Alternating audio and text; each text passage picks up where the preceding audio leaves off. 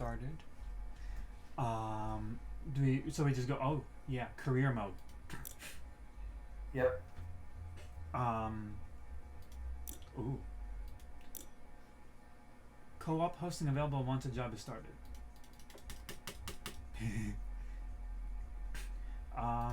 So I have to choose. Yeah, you go ahead and choose a job, and then I should be able to join you. Okay. Okay. So I chose the job. Okay. Co-op hosting available once a job. Oh, once it started. Okay. So I resume. So I start. Okay. Loading level. Okay. Loading level. Oh. Okay. I'm loading. Loading in. To join a cross-platform play session, request a room code from the host and enter it here. Oh, so I should be able to see it once it starts? Maybe. Hold on.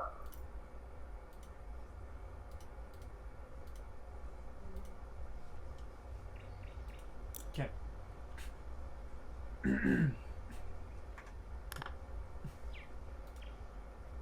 Allow another player to join your...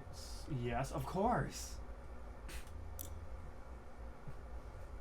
Invite friend. Invite Bledsmin. Alright. Inviting Bledsmin. I don't know. I don't own the game on Steam, so that's not going to work. Shit. So it's cross-platform. Yes. So you need to I need like a room code. So if you can give me a room code, I should be able to punch it in. Let's see. Where is the room code? How do I find the room code?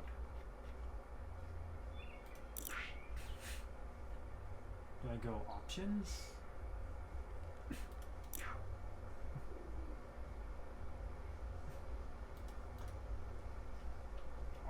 Options?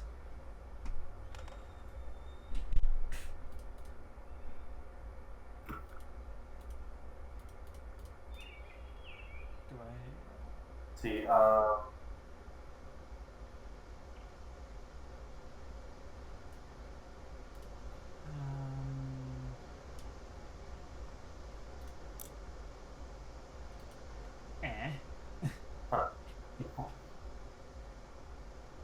before turning on co-op, however, click the lobby settings drop-down menu to choose friends only or cross-play to join players just on PC or those across PC and Xbox platforms, respectively.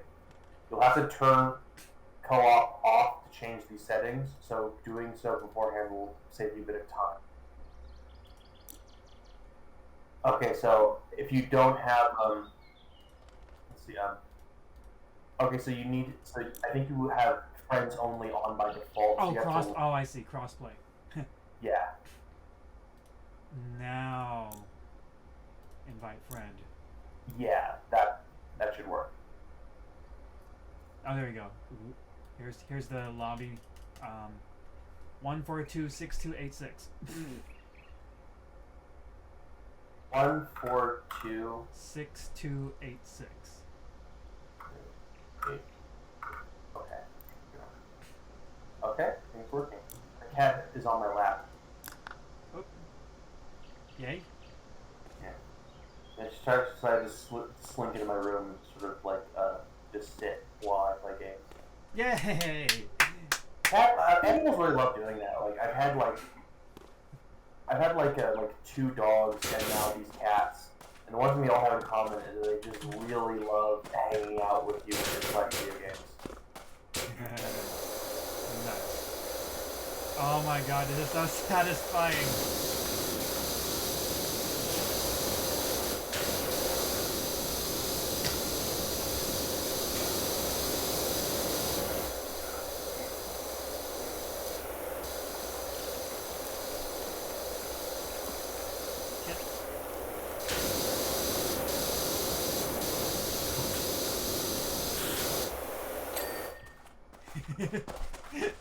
Ooh.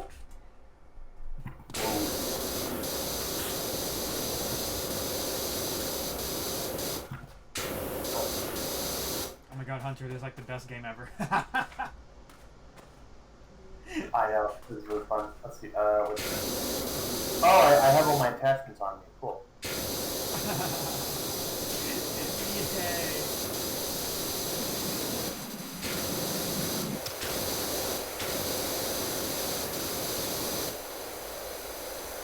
Oh, yeah.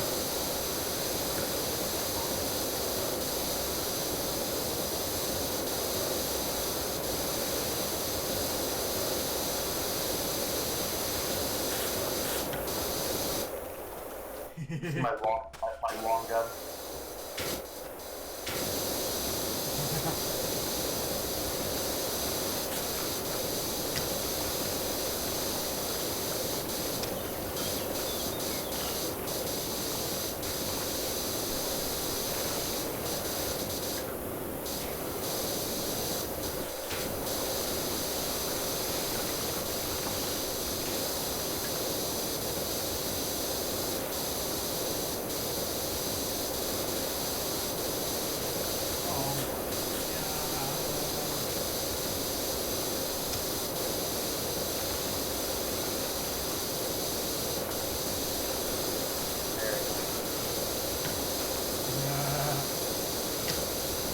I don't like these disconcerting green stains on the thing.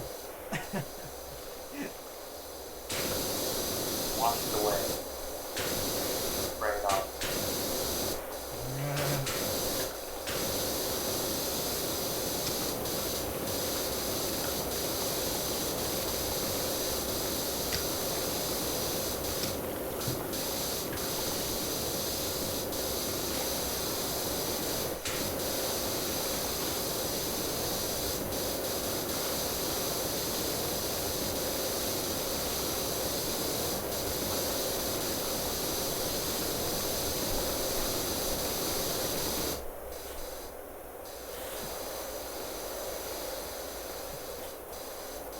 Very satisfying.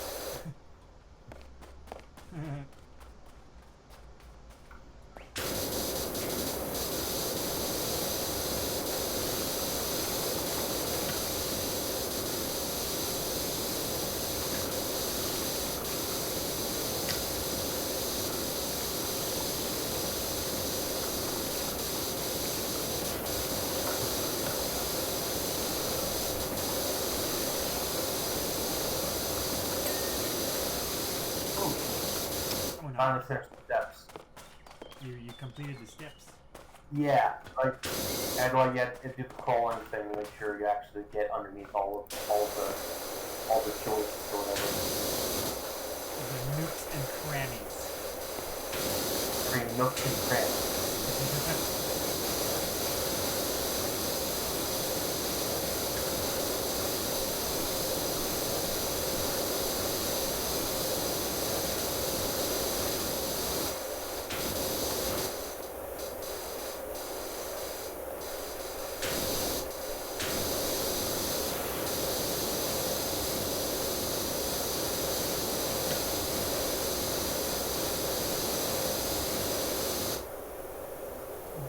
Have you guys done this to your house recently? No. Oh. No. I mean, honestly, like, I don't, like, thankfully, like, the air is, it's a lot drier out here, or at least it is, it's less humid, so you don't really get the kind of, like, moss growing on things if you, all the time. And you don't, the house doesn't really get very dirty, I should say. You know what I mean? Oh. Does it get dusty though? Not really, actually. It's like the most of the soil is like pretty well rooted. There's like you don't get like all your sandstorm. It's nice and anchored by sort of like the very low lying shrubbish, but like there's a lot of vegetation kind of holding around the soil together. Oh. So it's not you don't get like sandstorms or anything. Oh, interesting. And you know our house is just like the outside is just stucco and plaster basically. not the house doesn't really get the steam field that much. So thankfully, we haven't been too having to like clean the exterior. The only thing we really have to do is like pull weeds from time to time and make sure to cut the grass in like our backyard. But frankly, there's not a whole lot of lawn or grass at one house.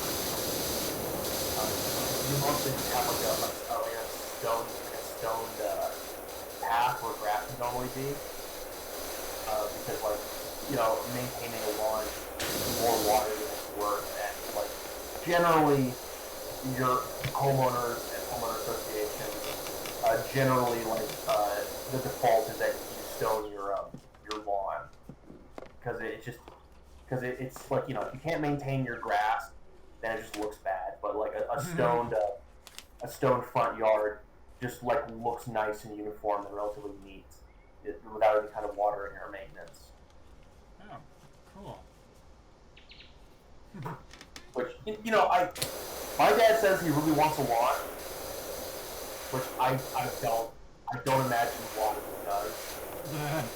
It's fun. I don't want a lawn. Like I understand that it's nice. You can like use it to like lounge around, but no one is like lounging around in their front yard. I don't think that would make me feel weird. I wouldn't want to do that. And it's just like a bunch of water. There's a lot of water, a lot of maintenance that we just don't do. We just don't have a lawn.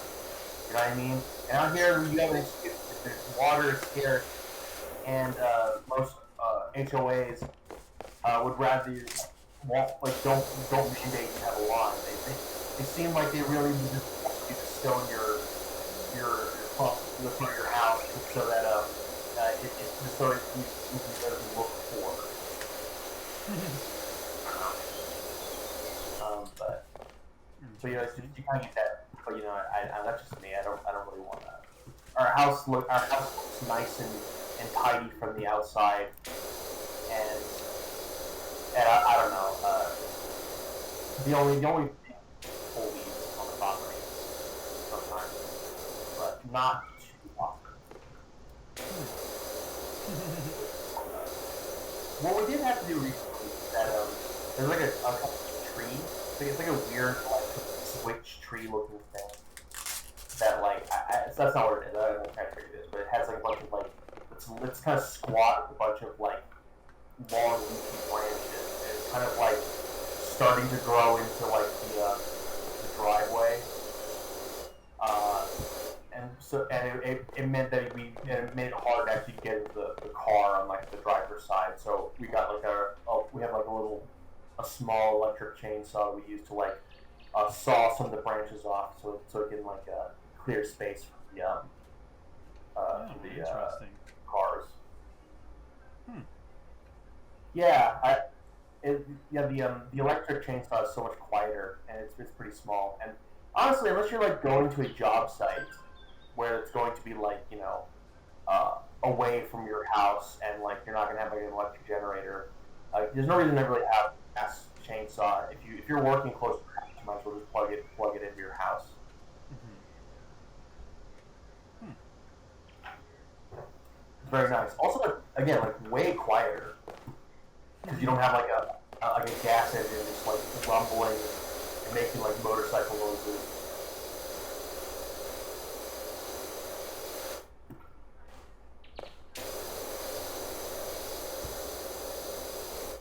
Alright, hold on 1 minute. I'm gonna get some milk.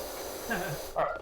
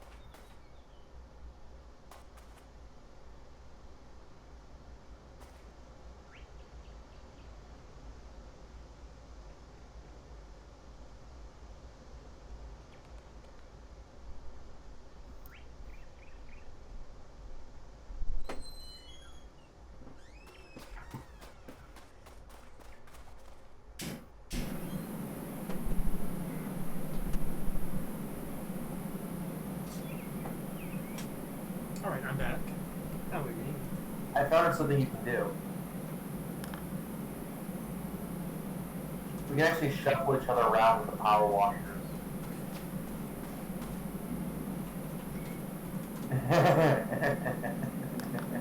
Oh, you bet.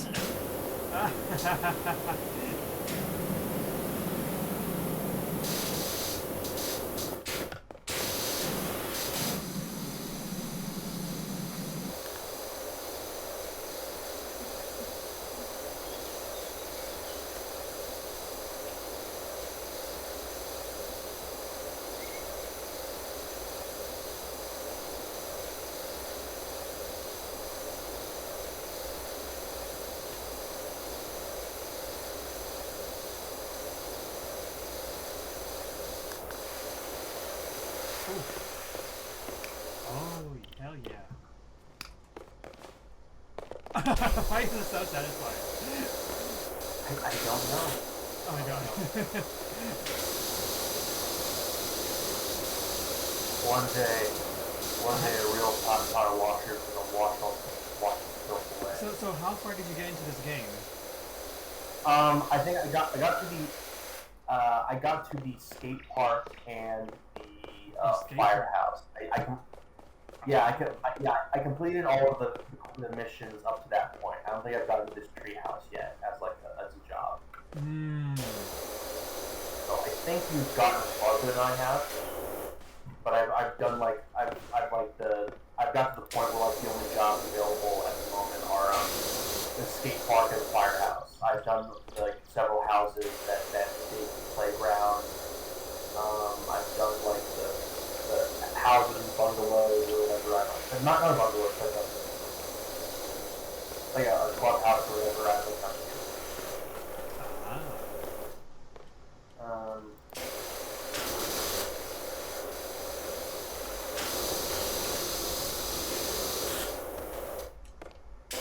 Did you unlock any new poses?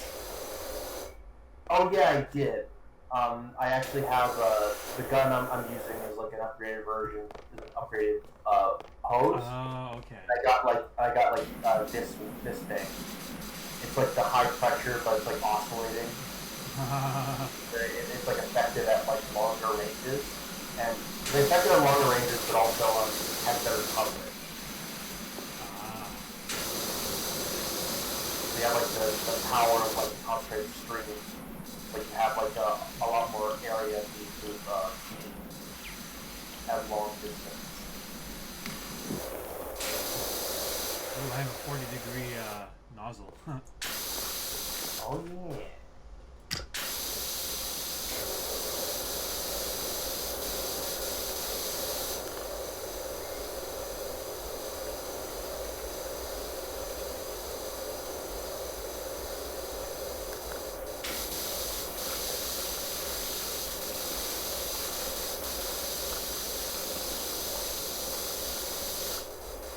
Do you really have to put on a hazmat suit to do this? I imagine I imagine it's to protect you from all the crap. Yeah, all the mold and all that. That's flying through the air. Because when you're power washing away all of the mold and gunk and stuff off the stuff. Mm-hmm. But it's a lot because it's basically being carried away and with the water. All of the mist that would be in the air is all of the gross black mold and gunk that's you're power washing off the structures. And plus, if you're doing this, you're going to be drenched in water probably. If you're actually doing really hard, heavy jobs. I imagine this is both to keep you dry and to protect you from the actual filth that's being power washed out of the stuff you're cleaning. Although, to be honest, if you're hosing down someone's house, it's a little I don't know, crusty on the outside. I don't think you don't really get the water. But I guess it just looks cool. But I don't know. I just look it up. And also depends on the size of your house. Yeah.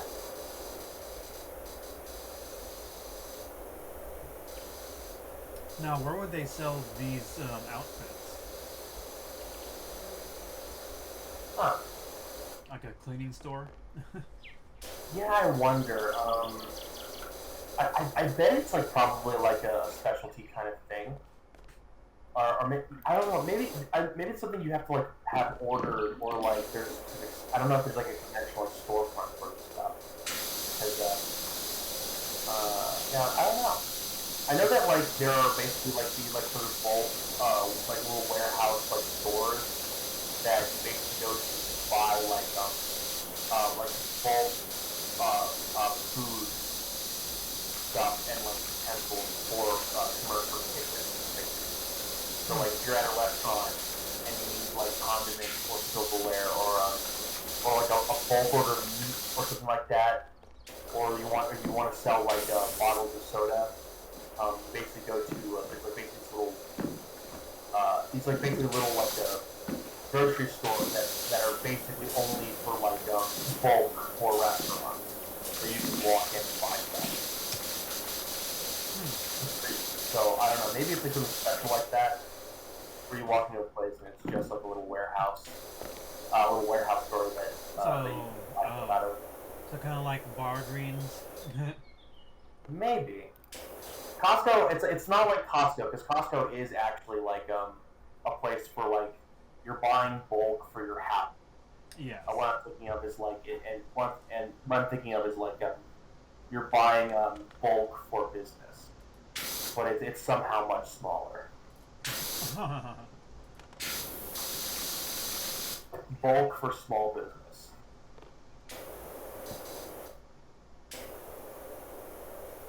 Bulk for small businesses only.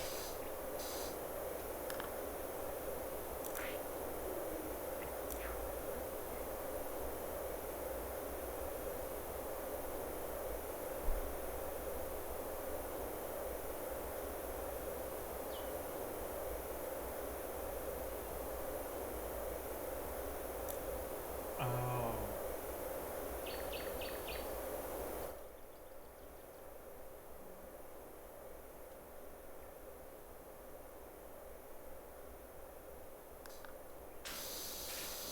Well, that's cool.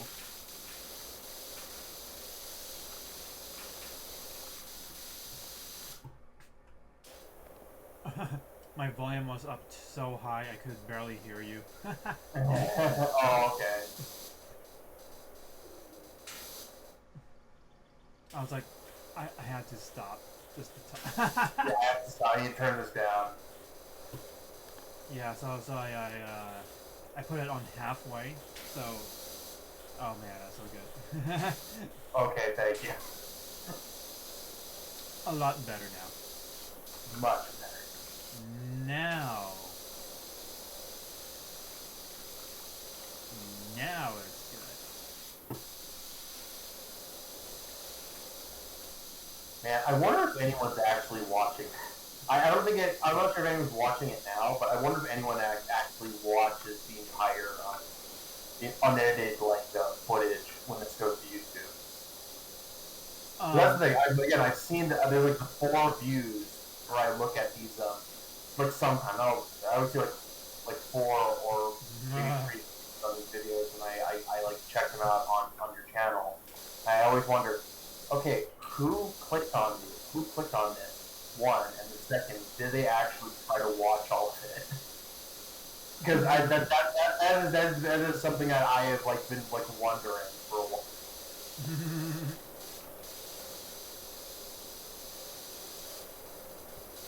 And yet they didn't say anything. Yeah. I think your metrics could tell you, I think, but I don't know if they tell you anything useful, to be honest. There's nothing specific about that, I don't think. I don't know.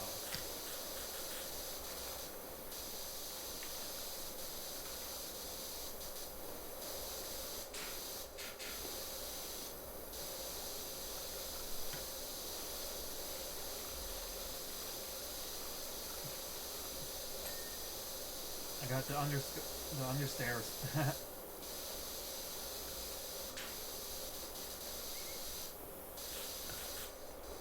How about the tree?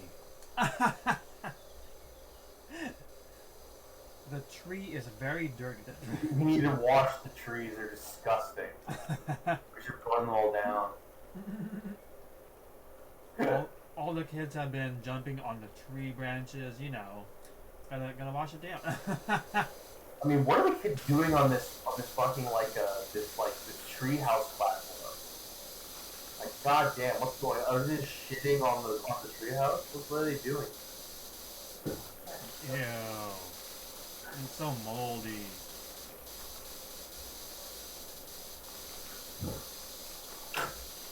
They're like, oh my god, Tag, you're it. And then, oh no, I gotta go poopy. And then they all just shat all over. You shit all over it. Bad kid, bad.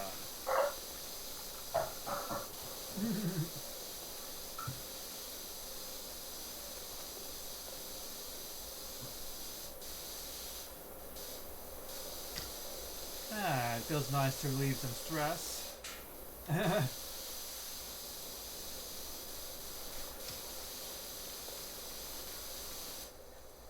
Oh crap. Aha. Ooh, that feels strong. Cleaning liquid. Oh, I get it. Yes.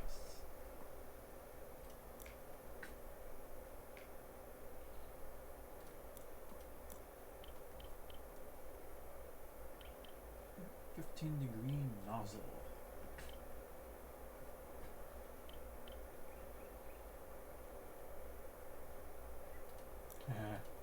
Hey. Oh no. No! Give me my 40. Yeah. There we go.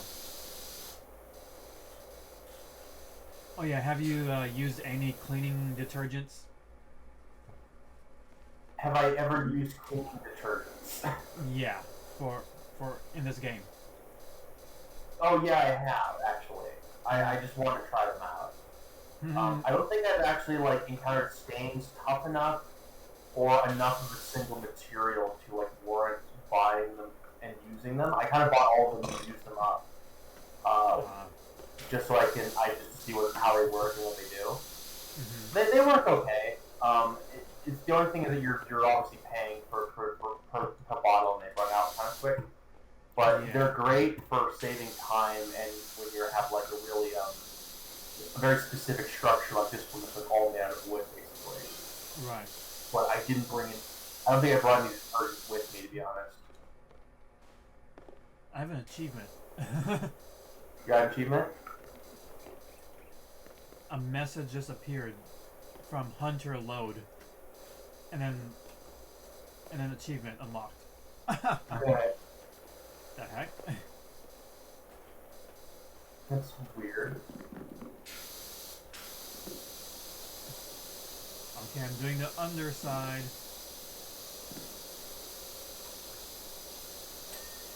Ooh, heck yeah. Protect. Left control. Oh.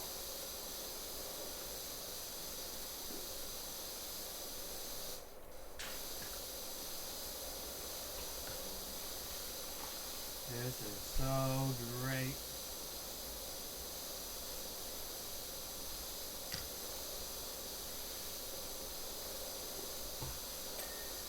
Nice.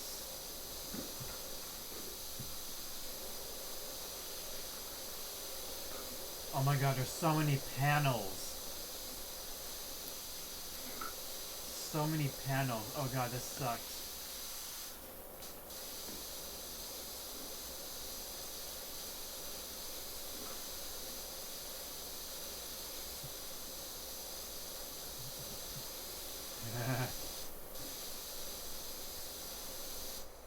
I wonder how the sales are on this game. I think it's pretty good actually. It's been out for a while, I think. I never cared a lot about it when it first came out, but I saw a lot of it. I think it came out last year. I think it went pretty well. There's a lot of people who buy stuff like Farming Simulator Yeah. and stuff like that. I think like there's a lot pretty big market for games like this. This is probably their best simulator game. I actually, you know, what's something I played Car Mechanic and I played Oh yeah. Car Mechanic Simulator and I played PC Builder Simulator, and I kind of want to look at other similar simulator games. Oh, PC Building Simulator. I actually own that one. I know number 2 is coming out, and I haven't. Mm-hmm. It's coming out. I haven't. I don't know. I don't know if I'm gonna get it. But one thing I did see was tank. I think it's like a tank mechanic simulator where you basically restore and repair old tanks, and it's like, you know, and that's like the gimmick. But it's a simulator game, sort of like Car Mechanic Simulator. That one is like, I want to play that, but I don't want to pay for it.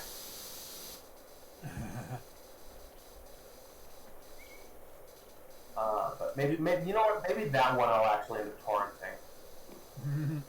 Did you learn a lot from the PC building? I did learn quite a bit actually. I have like a much better understanding of the internal components of the computer and how they're supposed to work. Right. And what each part's supposed to do. Like way more than what I used to.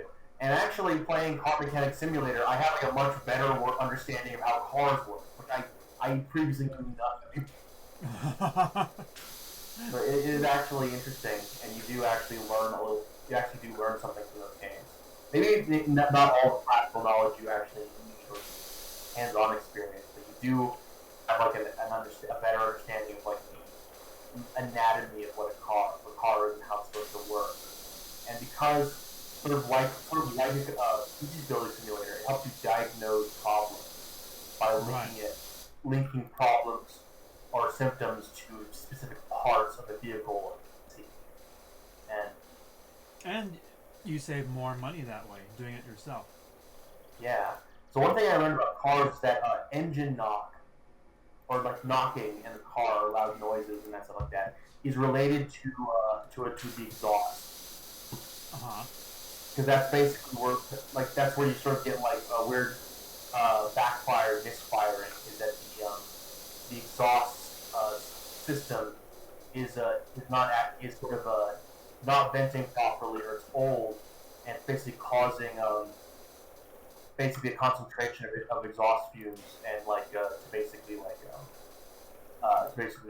ignite or sort of like not flow through the tailpipe properly. I don't know, but I do know that there's like certain stuff like that where it's related to that.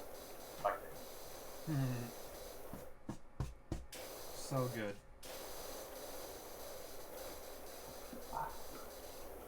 We need more simulators. Yeah, I like those simulator games. They're very nice and relaxing. They're easy to get addicted to. You know, it's funny is that I think I was so eager to jump back into World of Tanks when you guys when I think like Finicky proposed it because he saw someone else in our group had turned it on, and maybe we could try playing as a group. But it's very clear that Finicky immediately got annoyed with the simulator mechanics of the game. Because cause I think that planes are like actually more early in the game are more annoying than tanks because of like the gun jamming mechanic. And then it's like, well, you have to just keep playing the game until you unlock better planes. That's how you resolve that problem. There's all the vehicles are old and shitty until you unlock new ones. Better. But it's very clear you guys didn't want to keep playing. But no, this is not quite. I think I had a lot of fun though. It's not for everybody. Not for everybody, no. But like, I've been having a pretty lot of fun.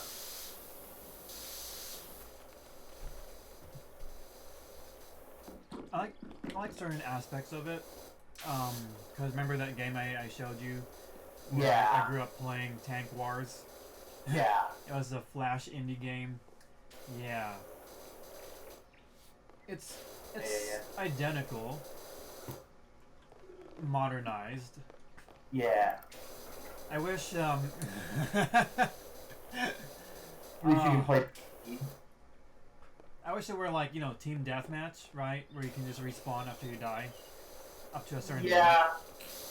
It doesn't fit the free-to-play model is the only thing. Like, it has to be against other players, and it has to be, like, always online, and always going to have to be, it's got to be like that, because it just doesn't fit the monetization, like model. The game has to kind of bend around it. It's unfortunate, but it's the way it is. Right. And I wish they got rid of the ads. We get rid of the ads? Yeah. Yeah, like, the pop-ups are annoying, but like, you start seeing past them when you play long enough. Also, the game becomes more comprehensible the more you play. Like, you know what all this stuff means and like what the mission is supposed to mean, and it's like it's become more complex as it has gone on. But but the shit is like it's way more. It's too shitty. The shit is an extensive amount of shit. I mean, I would enjoy it more. Are they still fixing it?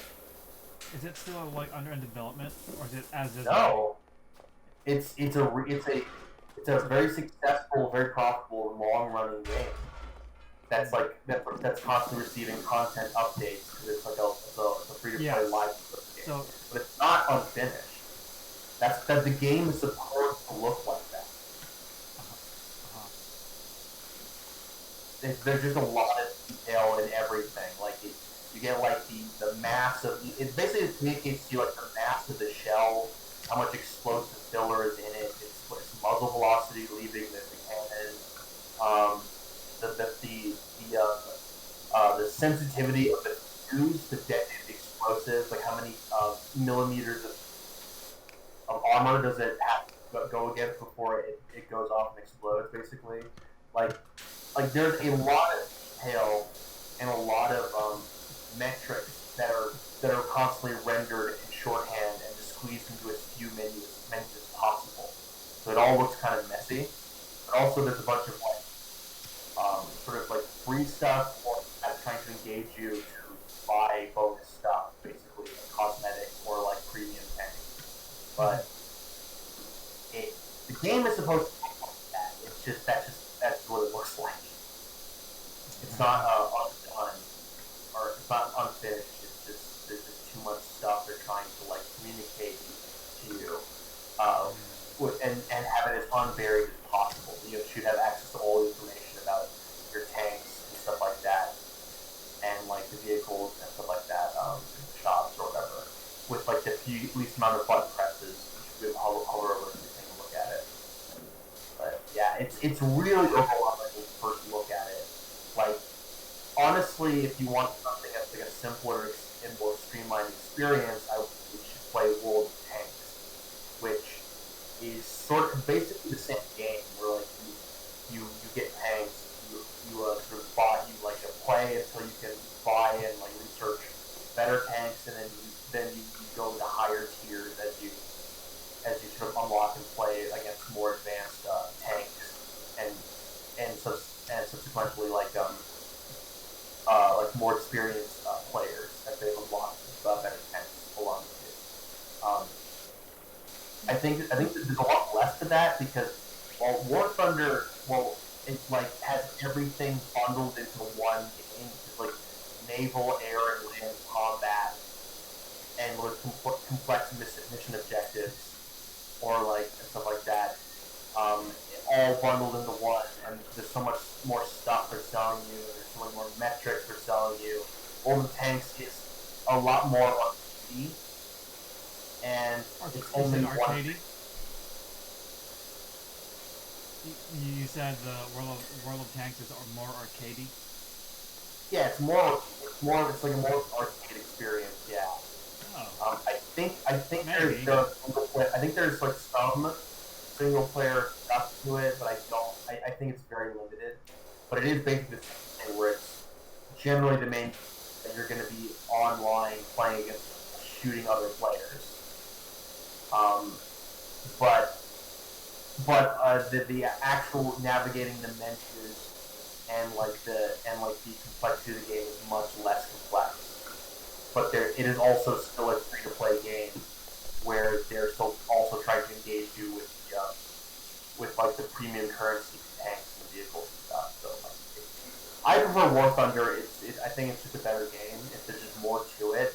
And I like the sort of the progression and like the choices of vehicles and like the renderings of it, I think are like more interesting and arcadey and like more simulated with the option to sort of what do you call it? You have the option of like having an arcade experience or a simulator experience in War Thunder, as well as like you have more options of playing naval, air, and land sort of vehicles. But whereas in like the World of Tanks that stuff is segmented by two different games. So like World of Warplanes,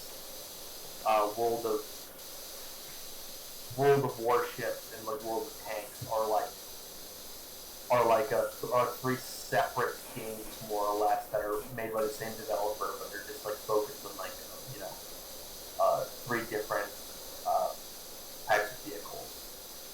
Whereas in War Thunder, it's all in one place. So all three of those game mechanics, research tech trees and vehicles and all that stuff, and the game mode are all like all in a single game, having supported, you have access to it all times. So playing the game that's just about tanks, World of Tanks, is probably going to be a lot simpler and less stuff to navigate. The other thing with tanks is that you actually get penalized for leaving a game early, basically. So like if you die and you like all of your tanks or all of your lives, basically, you have to stay in spectate until the match is over. And if you leave early, you can't play a new match with the tanks in that battle. So like, say you have three tanks, right? They're your that you like to play. Well, you go into battle, you lose all three quickly. Now you want to move on to the match to play, right? Well, if you do that early, all the matches still. You cannot play with those three tanks until the previous match is ended. They're like locked in that match. You have to play with other tanks to sort of your stable, and if you want to keep it. And you sort of get reduced rewards if you leave early. So if you don't spectate the match until it's over, you're going to get like less rewards and like silver coins and research points. Yeesh. Well, So that's the only thing. War Thunder, I believe you can leave early and keep playing more matches with the tanks locked in the last game session. So you don't have that thing where like literally like once you run out of tanks, you're locked in until you have to wait until the last match is done. You don't have to do that. I think World of Tanks also has like a more limited set of vehicles. I think like there's like you have fewer nations to choose from, and you have like maybe have less vehicles to take. I think. In World of Tanks,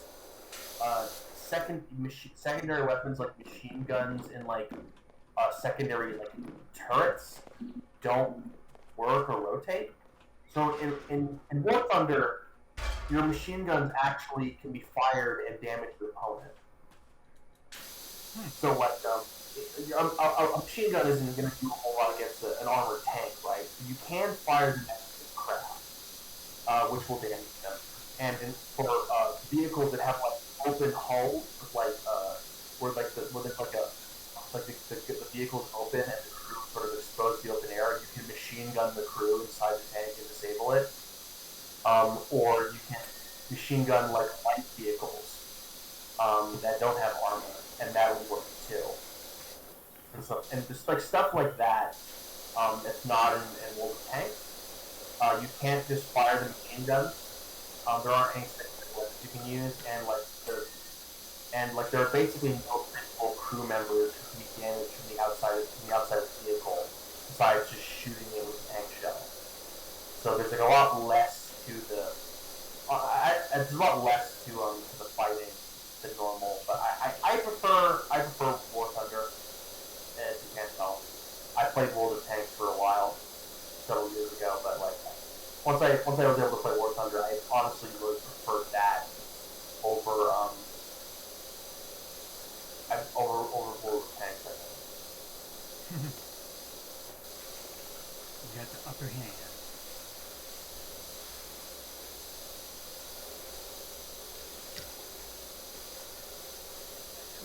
And World of Tanks is not free, right? World of Tanks is a free play game, like War Thunder. Oh, cool. Which means I don't know what I don't remember what the menu or like that situation looks like. I don't think it's as bad as War Thunder. I think like World of Tanks is like more mainstream. I think, but I just don't buy it.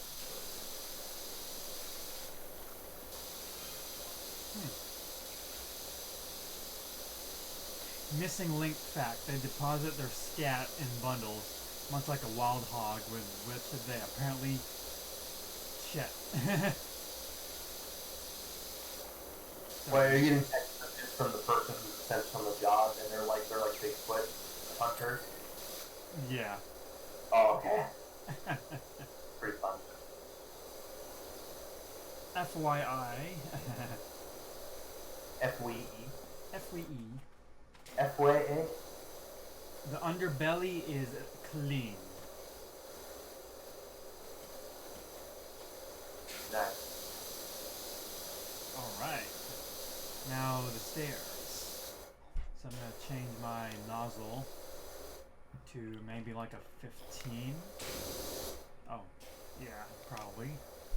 And what the what option was it again? E. Okay. Don't need an extension. I can just use short. Yes.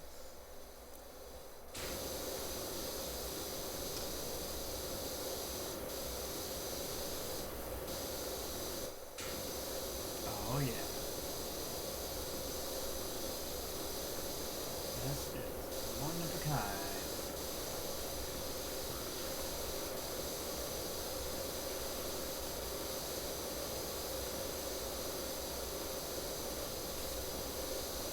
Oh, beautiful.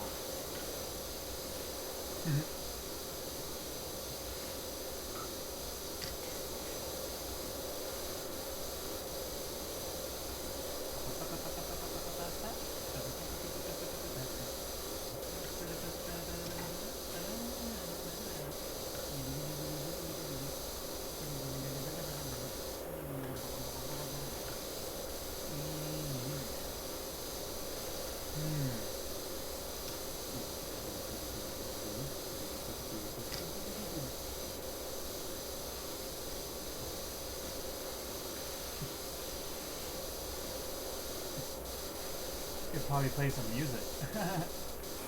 Yeah. In the background. Good. I'm gonna listen to my podcast actually. Anything else you're interested in?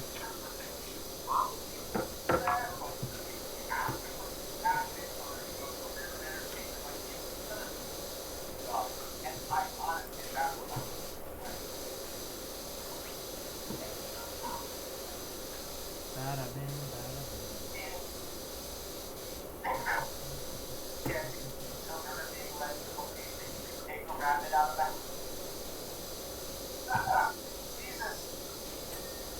Jesus. I cleaned a chair? What? What? I'm cleaning the stairs, and then I got a ding saying that I cleaned a chair. Oh. Oh, I didn't know the stairs was a chair. Wow.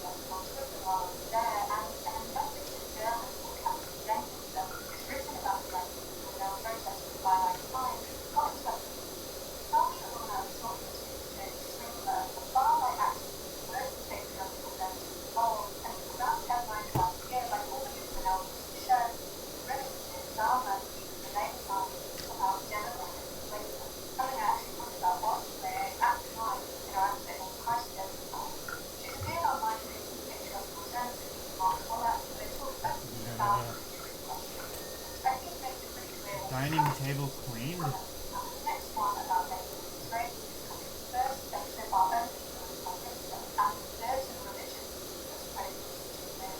Or is that you?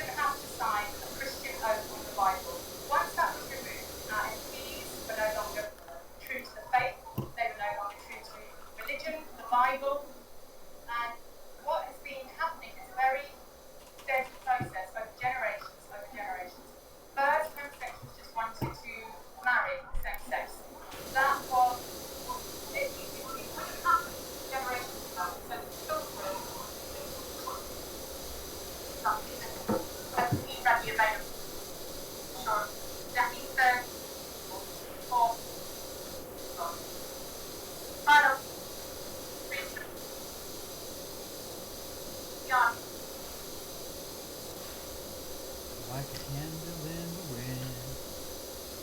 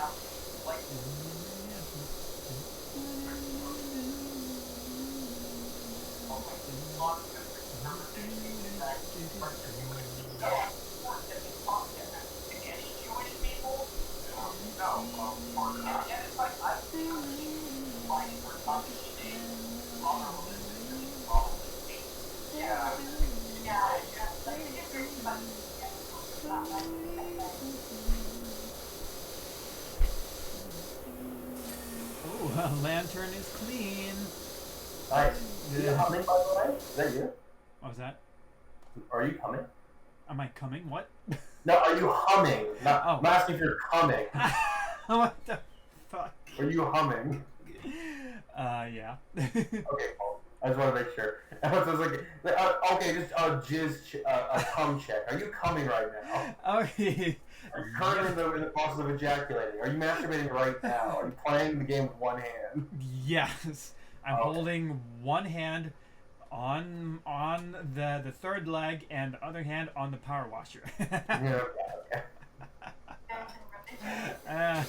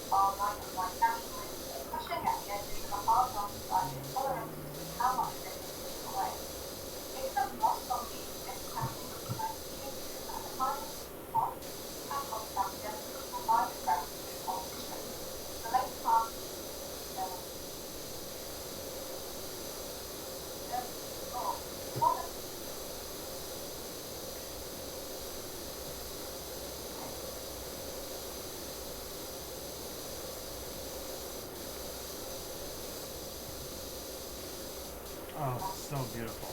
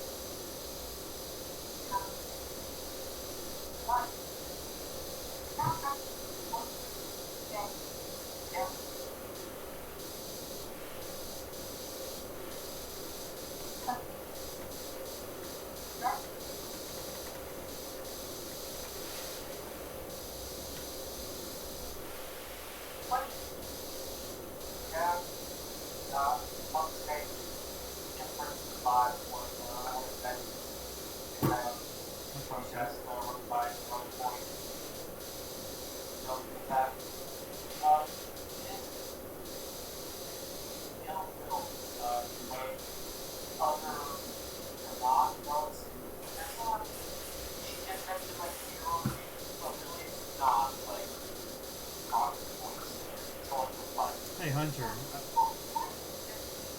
Hold on. Yeah?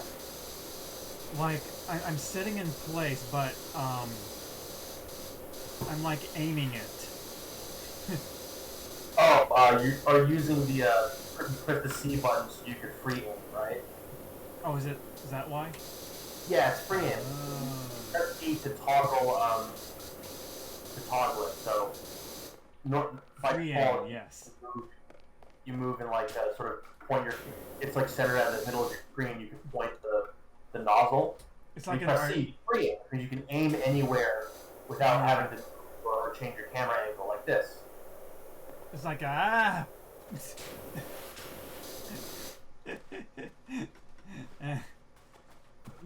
Oh my god, I like that. I like that mode.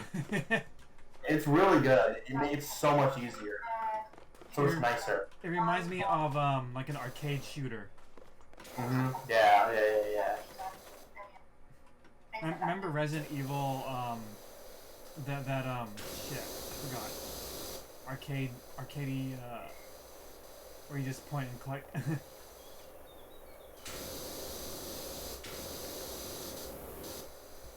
It was on console, and Brian used to play it.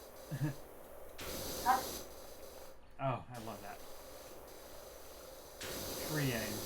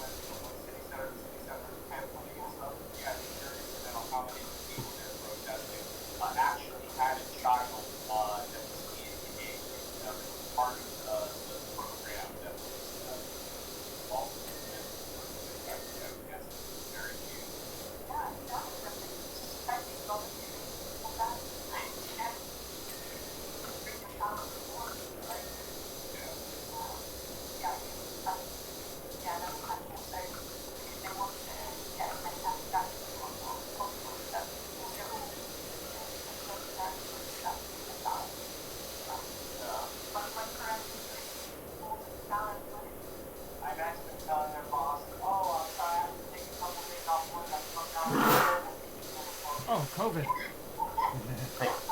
Ah.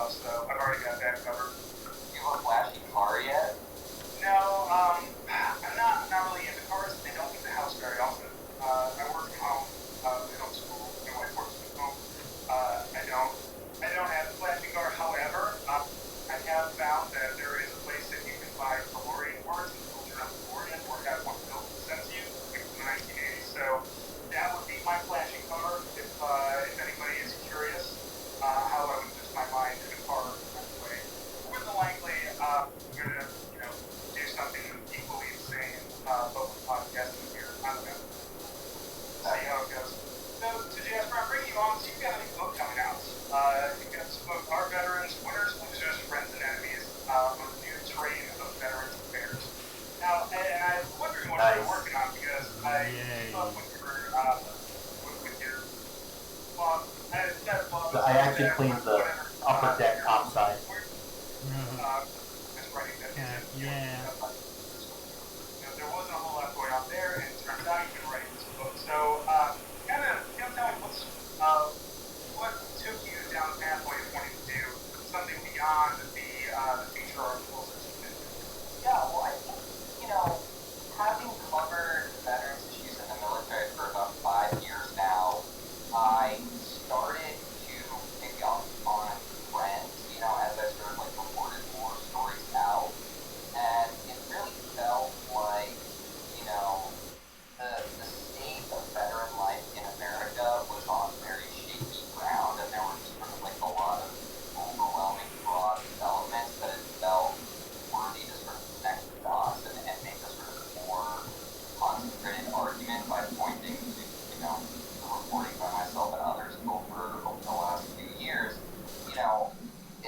It's always been tricky in some ways to be a veteran in America, but because the veteran population has historically been so significant, so large, political power of that constituency has generally led to, a series of very positive policy developments, whether it's, the GI Bill or, healthcare, anti-homelessness efforts, that sort of stuff. The VA is a flawed institution, no doubt, but it really is the result of incredibly aggressive advocacy from veterans advocates. Because the veteran population is now shrinking, there's sort of this vacuum now. The American Legion is a shell of its former self. VFW is facing similar challenges. These groups are out of touch. They're very white. They're very conservative. Even younger groups, representing post 9/11 events like IABA, they're flawed and they don't have the power that they claim to hold. So in this vacuum, you see just a lot of ideological and step in and just sort of, try to hack the system and make money off of it. Now you see that in the outsourcing of healthcare. You see it in the shitty for-profit colleges like University of Phoenix that take advantage of GI Bill dollars. You see it in veterans charities that claim to be helping those who serve when really they're lining their pockets. You see it in big corporations like Amazon and Walmart that sort of have their images, their reputations, I should say, by sort of pointing to these veteran job programs when in fact they're, putting vets in grueling, terrible, low-paying jobs that can exacerbate their issues. To be fair, Jasper, that is kind of where veterans would shine, though, because that's what we're fucking used to. Fair enough. Yeah, they know how to. I mean, one thing that I've been interested in too is veterans in trucking. Trucking's such a grueling, rough job, and some vets take to it just because it's sort of what they're used to, and then they sort of know how to suck up and deal with the shit. Well, somebody told me it's how you drove trucks around Iraq and Afghanistan. What if you did that, but things wouldn't randomly explode on you? And I know that there's a lot of problems in truck industries and everything, but when the bar is set so low, when you're can I have a job with somebody who doesn't actively shoot? It's like Amazon, just Andrew used to piss in bottles. Guess what? Yeah, no, exactly. That's a good point. So there's all of this stuff happening. Plus, there's there's a separate sort of element in politics of veteran politicians who sort of wrap themselves in the flag and sort of receive this protection because of their veteran status to sort of introduce really regressive extreme ideas into the discourse. People like Tom Cotton or Dan Crenshaw, and they're sort of given this legitimacy because of their veteran status, even though they're just doing terrible bullshit.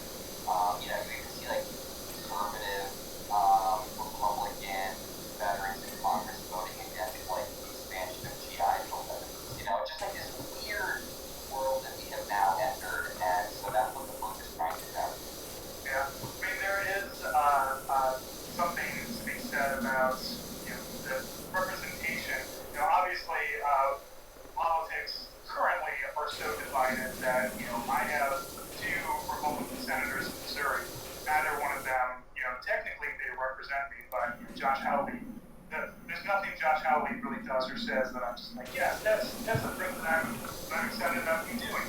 The same thing comes from like these military representatives. They represent a part of the military that agrees with them, but never consider as like, hey, maybe there's these other people that the company is, as it always has been, and as you pointed out many times past, it's a political club, or a political neutral team. Just like, if Amazon does, I know Amazon has like a smile rewards for military, veterans or military, anything. And it's just like you go to a store and it says you want to donate $1 to whatever, that's just a tax write-off for the store.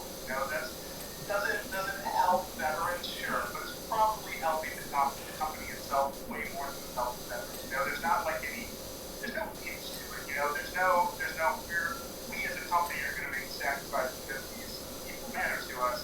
It's how, as you said, how can we use you and maybe kick you a couple of extra bucks, but kick us way more bucks? And that's what it always comes down to. And there are, not to say that there aren't, good veteran organizations and services that try to do things.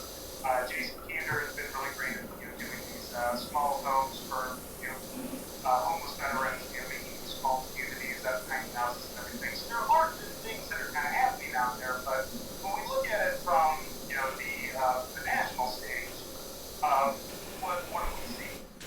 What kind of, reactions are we getting, things like that, and, as that's really not great.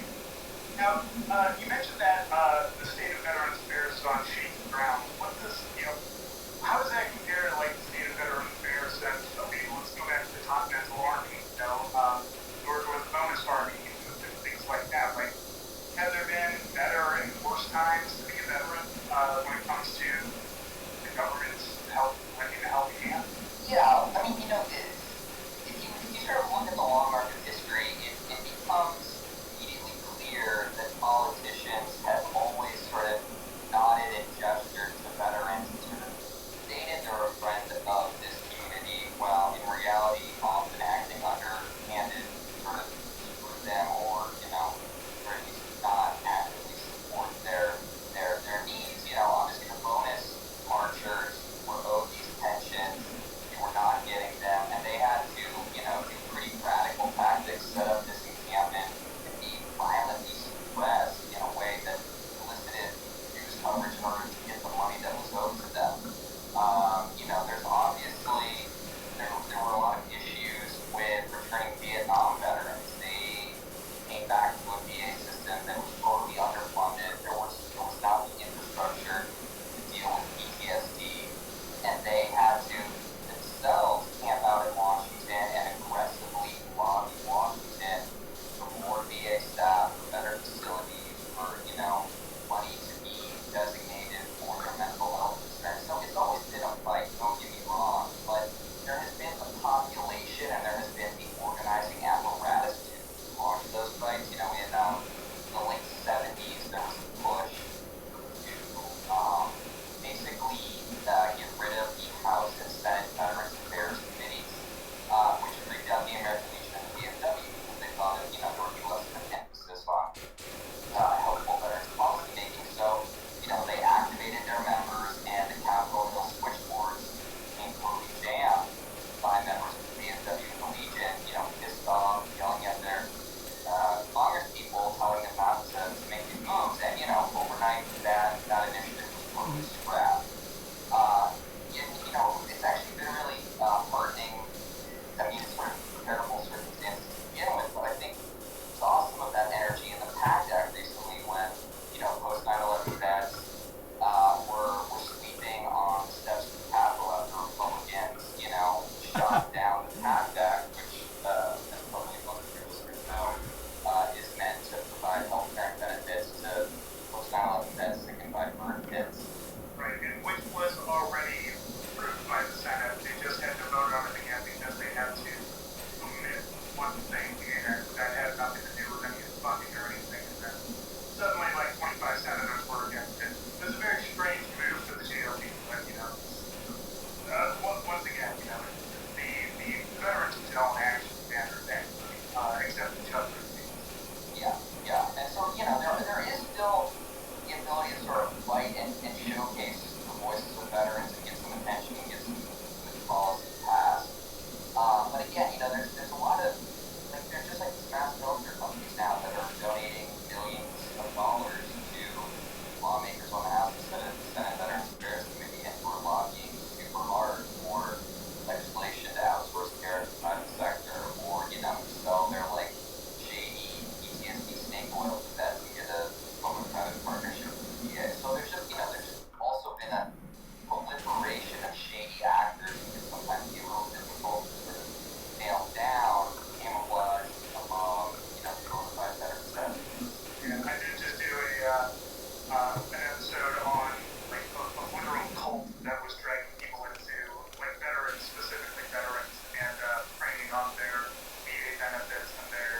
GI benefits, like the GI Bill benefits and stuff like that. So these organizations absolutely exist, and I really wish that the government would do more about them. But you know, I don't know if it's a bureaucratic thing or if it's technically they're not breaking the law, so we can't do anything about it. While it's legal. So I'm not sure what the answer is. Something along those lines.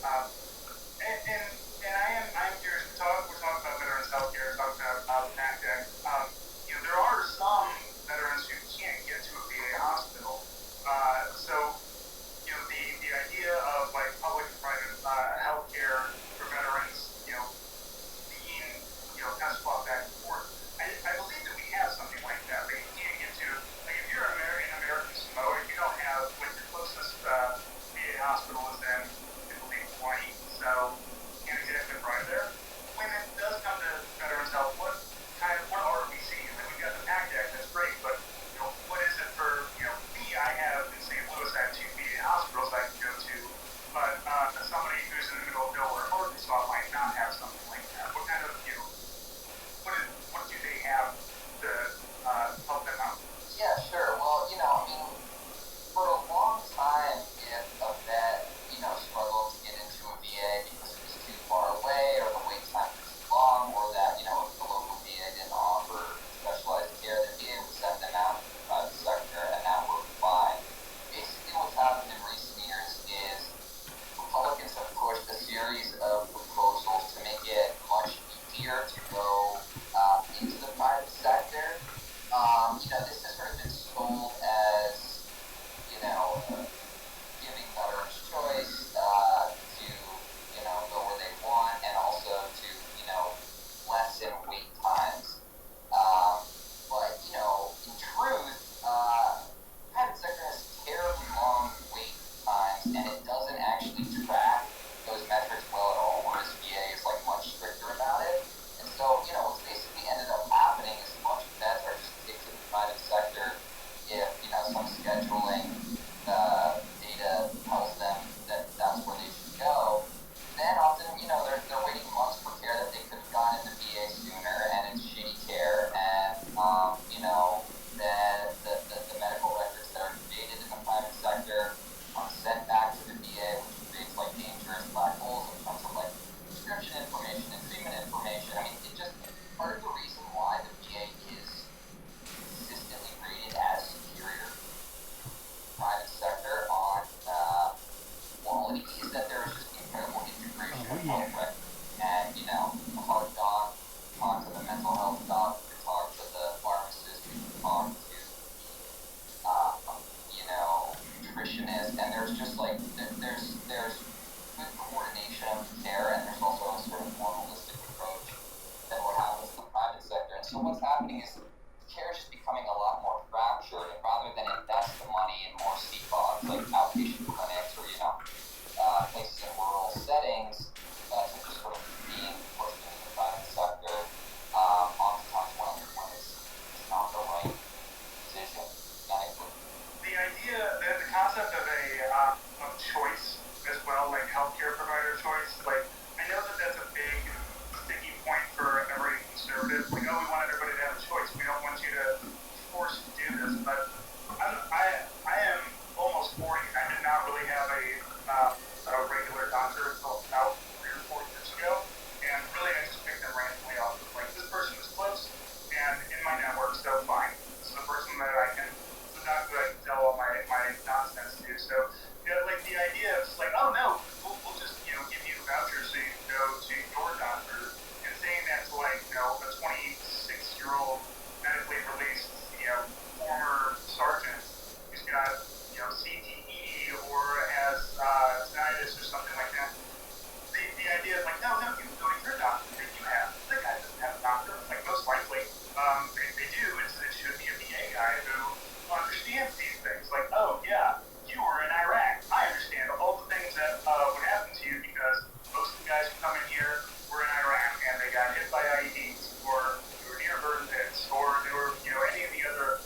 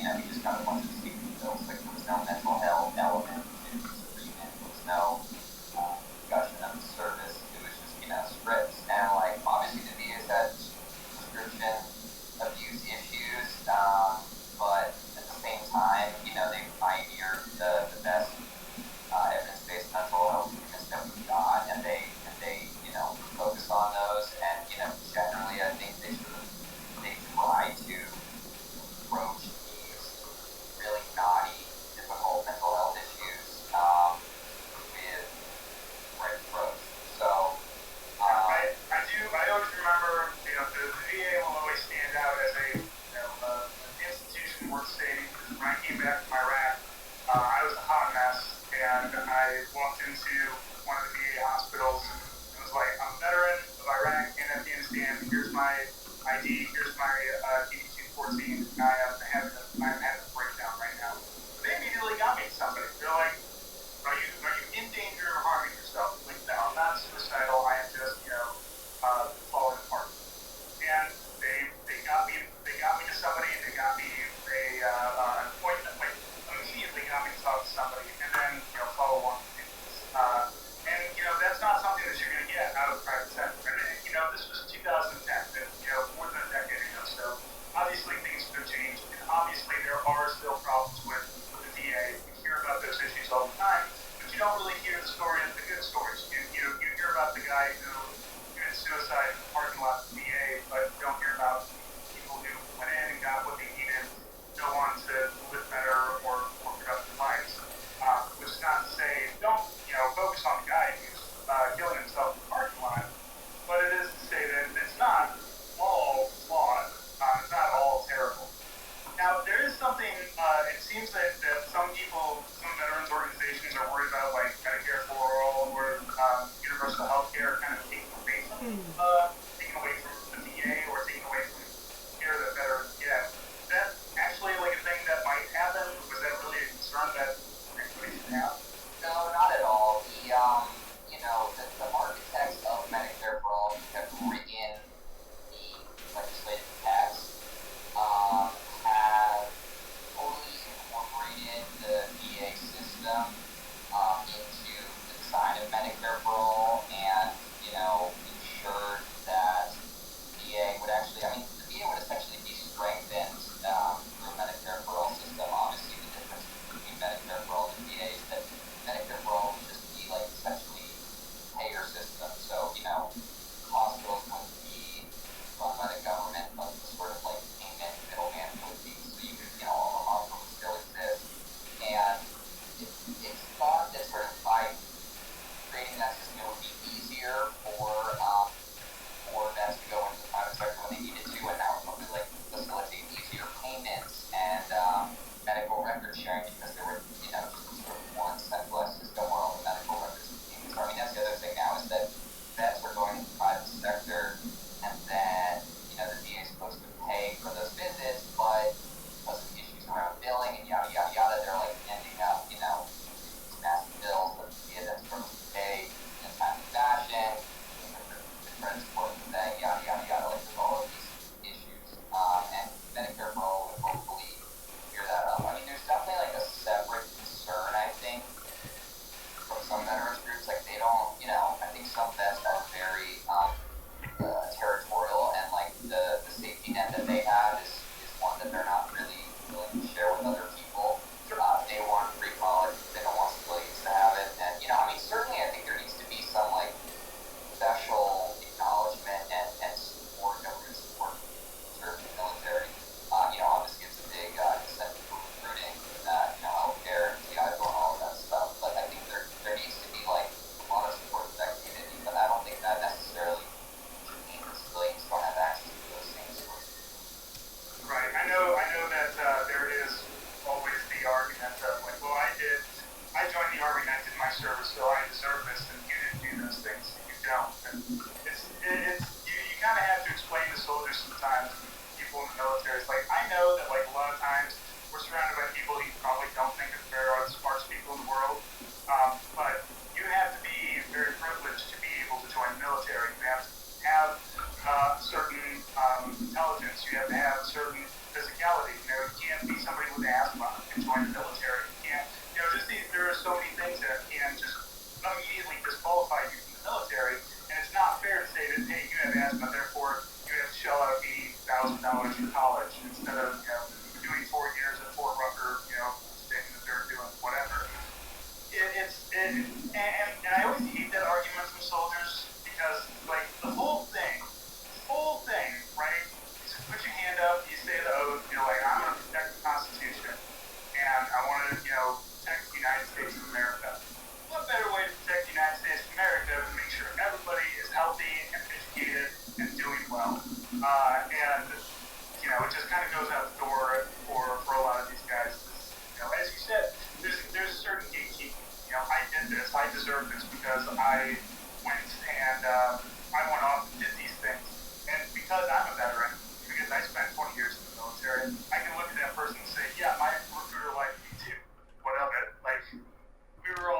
everybody. Like, you don't.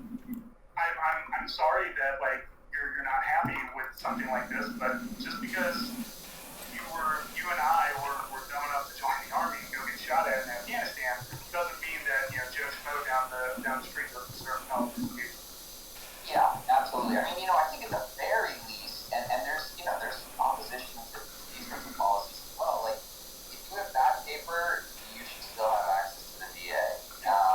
And I mean, there's also a pretty strong argument to make that if you're in a military family, you should have access to the VA. That all these generals love to talk about how, when soldier goes to war, so does his family. There's a lot of, mental strain and economic suffering and all these other things that are wrapped up in that family. And so I think you can make the argument pretty soundly that they should have access to VA resources as well. And if you're active duty, you probably do, but there's hundreds of thousands of reserve and National Guard who don't have that and don't have support. Like, if you're on a military base and your spouse deploys, there is, dependent. I know that it's not great, but there is at least some kind of support there. There is something in place, or at least nominally in place. In the regular world, that doesn't exist. Well, I mean, it depends on how good your unit is. If you're a reserve, but like if you were me, who I never deployed with the unit I was in, I was always snatched to fill in ranks of another unit.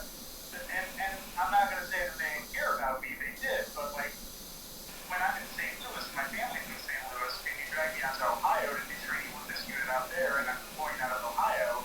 That's not really doing well for my family. So I can totally understand that. Yeah, so and like the future of veterans policymaking is very unclear. There's not a lot of like imaginative thinking when it comes to these sorts of ideas, or like just ways in general to sort of to reinvent and sort of shore up the VA for the coming century. Like the sort of thinking now is that the war on terror is over, and the veterans population is small and also young and healthy relatively, and so like the VA sort of shrink in perpetuity because America's never going to go to war, and we don't really have to worry about keeping this system strong in place. I mean, there's efforts right now by VA Secretary Dennis McDonough to like shutter VA facilities across the country. A lot of them are underutilized, and there might be some infrastructure moves to make to ensure that like the system is being properly utilized. But it's wild to me that there's sort of this prevailing notion that America is at peace for the foreseeable future. Yeah, or the thing that America just really tries to avoid at all costs. Yeah. Like maybe it's going to be a while till we're in a large scale thing again, but who knows? Russia might get real froggy at some point in time, or we might just continue to piss off China, and they might do something too. It's very the contraction of the military. Not just policy-wise, but also because it's hard to recruit people right now because anybody you can get a job, and also going to the army sucks, and people know that now, especially the younger generations coming up. So they're not going to have as many bodies as they want, but yet there's a lot of this saber rattling about China and Russia. We might have to go do this, that, or the other thing. So I don't know what they think that they're doing with bodies, other than they don't really consider bodies. They just consider the missiles and the tanks and the things that are made in the United States, and constituents get to get money and whatnot. The contracting part of it, not so much the actual dude that signed up the dotted line for 6 years. Yeah, absolutely.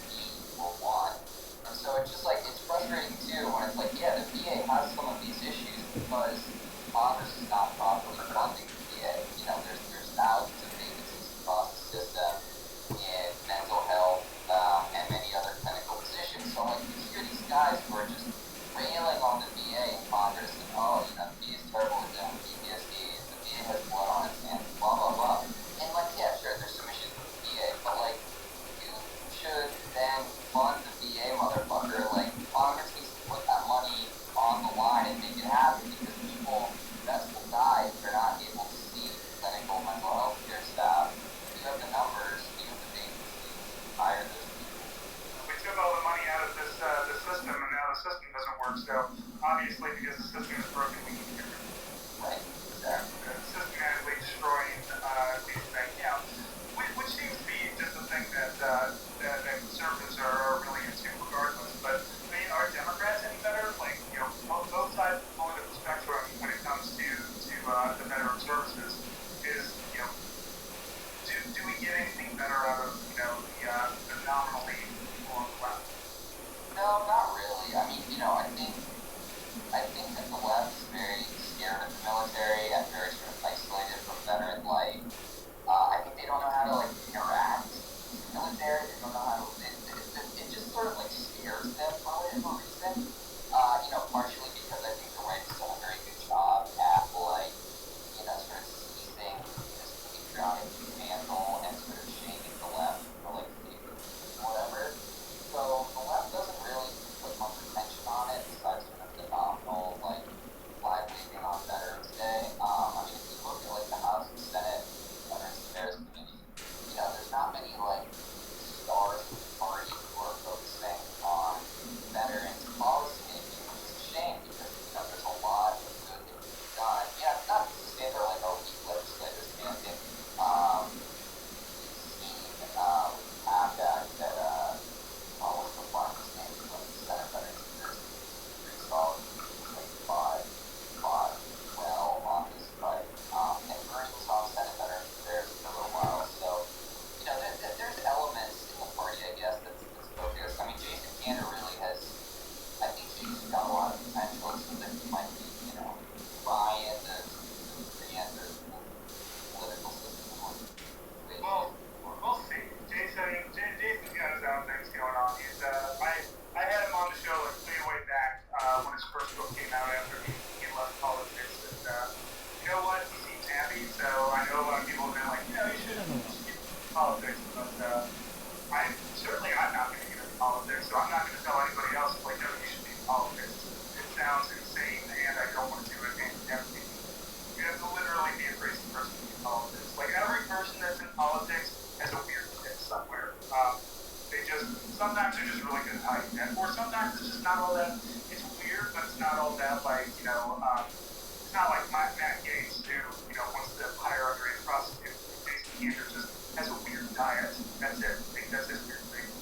Yeah, I know. And clearly, being in the system burned him out and freaked him out and exacerbated all of these underlying issues. So, it's a rough system to be in, and the best people for it can often you can't stomach what it requires.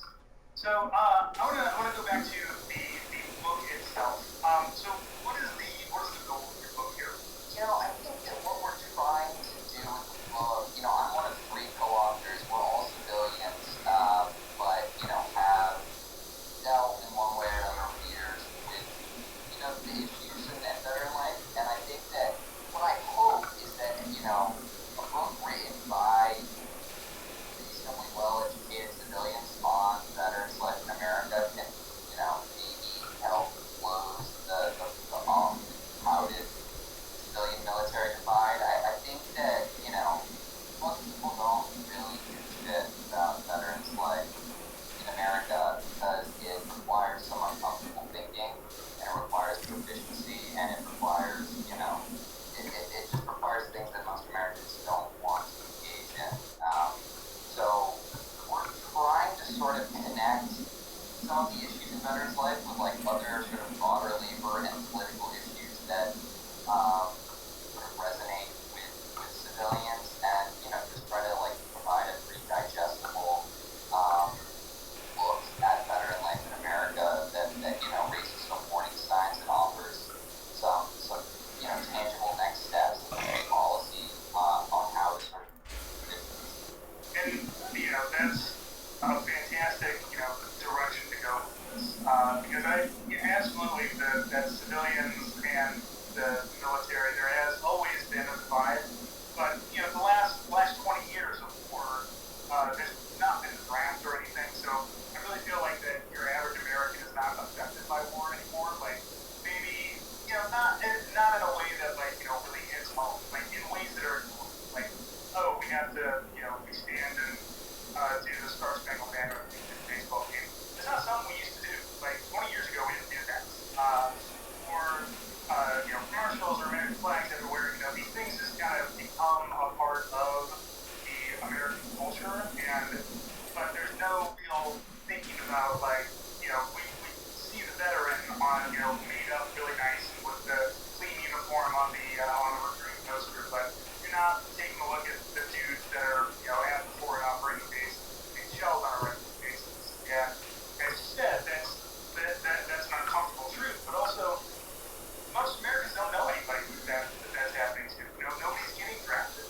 People are doing people did Iraq and Afghanistan, 5-6 trips out there, rather than I'm going to do my turn and then I'm going to be released from the military and then you're going to draft somebody else to take my place.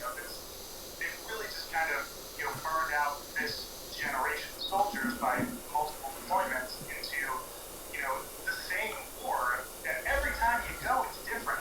Like if you went to Afghanistan in 2004, which is when I went, and I didn't go back to Afghanistan, but I know people who went in 2014, 10 years later, it's a massively different area. Like you have to relearn so much stuff.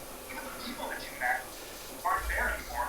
They died and they moved away or they've got something else. They're just not there anymore. So there really is nothing that is that's really affecting American people, but also the veterans themselves are just kind of getting they have no reason to kind of reintegrate into the regular populace, I guess. I don't know. It's a Wow, that took a while. I think I got most of the. It's hard to brain around some of these things because The house is complicated. Sorry. I was doing the thing where I was having to get the individual wooden joists and clean them off underneath the platform. And it took me a long time in doing around the scaffolding, but I think I got most of it. I'm gonna start working on the roof now. I think I got most of the sides here. I don't know. Hard to tell.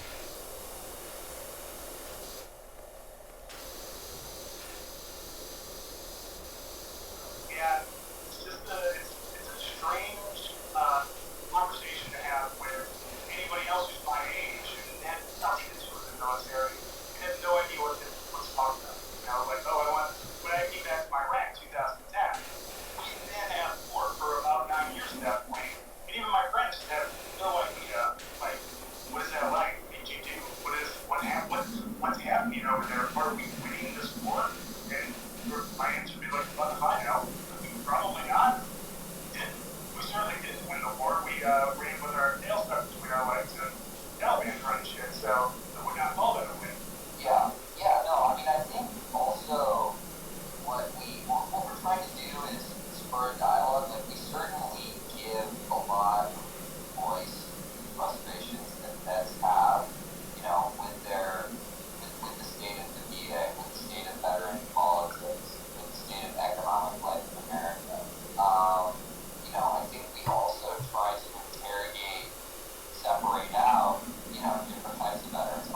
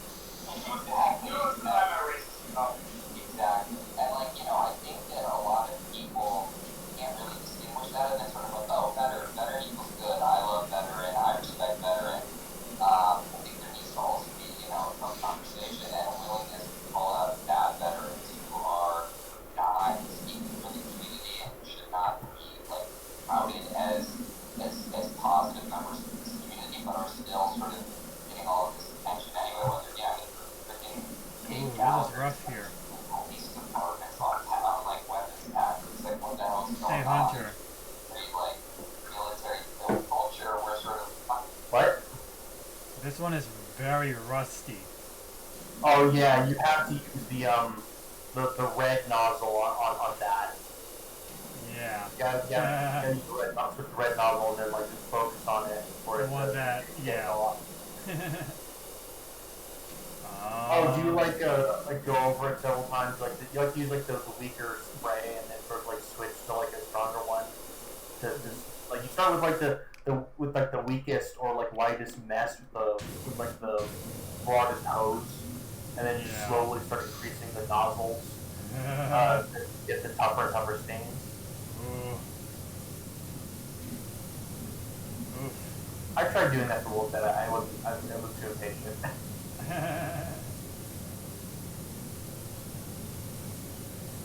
Is this true though? Can you do this in real life and remove the rust? There was veteran is created is equated to sort of like the perfect civic figure, and you know it's just sort of that blind embracing these ideas that the culture and the politics can be poison, law enforcement can be poison.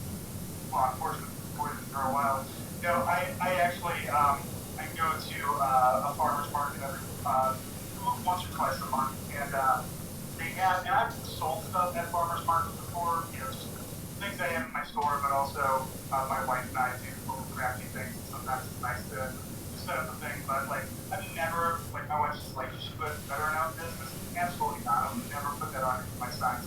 And I, in fact, steer clear of places like, you know, there's always a couple that's like, buy our, you know, soaps. They're, you know, we're a veteran-owned company. Like, I don't, when somebody says that, it's like, that's immediately like, you're trying to use this as a marketing thing, and I don't like that. And not in a, like, you know, the military, your time in service was supposed to be, you know, a flight professional, and you're supposed to just do it. Like, obviously not. I don't give a shit about any of that stuff. But what does kind of get me is that it just feels very cynical. You know, like, and shit, you know, we talk about we're a veteran podcast, obviously, but it's just to use that as a marketing thing, it just to me feels, I don't know, it feels exploitative. Like it feels like you're trying to exploit this thing. Like I have this, like you said, I have this chip that I can play that I can use to make more money, and that's fine in some respects, but I don't know. It's always kind of rubbed me the wrong way. Especially if you're doing something, you know, not for veterans. Like I own this thing for veterans. This soap business is veteran owned. Buy my soaps. What do you do with the money, guys? Fucking pay my bills with it, which is fine. But like, what's the point of saying this is veteran owned? What's the message that you want to make to me? So, and because I don't actually want to have those conversations in public with random people that are selling soaps, I don't have them, but I do kind of just like, I don't want to get dragged into a conversation, and I don't want it to end up with me going just like, fucking with you. Why do you have American flags all over your shit? You know that's against the flag code. Like, you're not supposed to use American flags as a part of advertising, so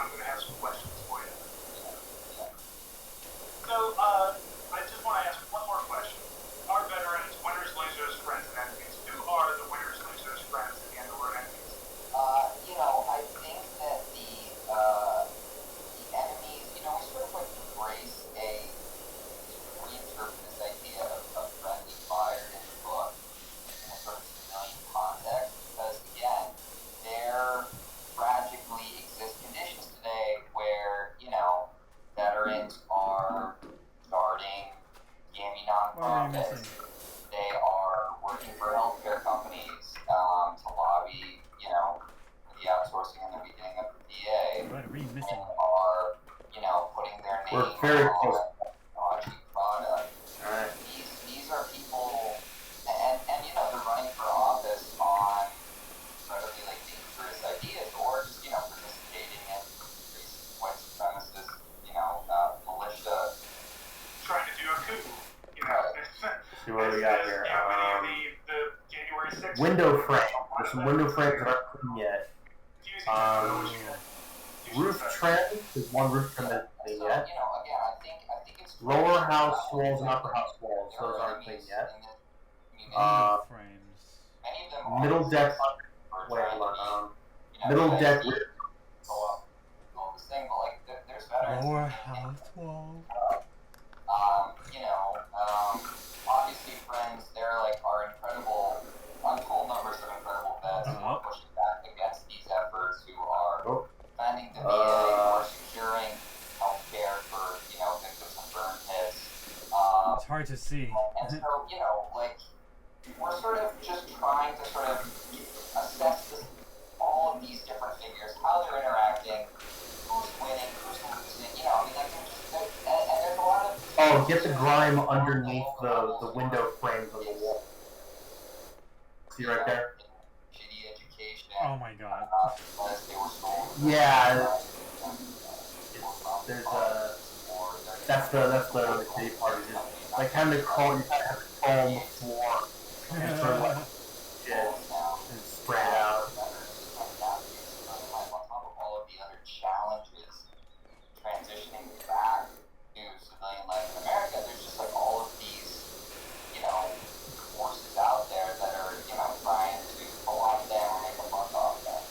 So we are trying to lay out those challenges and sort of follow in here in hopes that some of these forces can lose a little bit of their power. Okay, let's see. We got two window frames clean yet. And there's still a roof that isn't done either. Oh, upper house wall. There it is. Window frames, two left. Which window?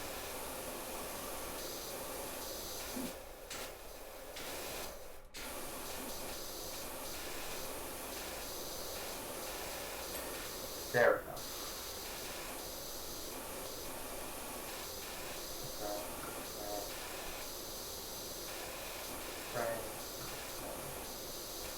Oh, this window frame is not clean yet.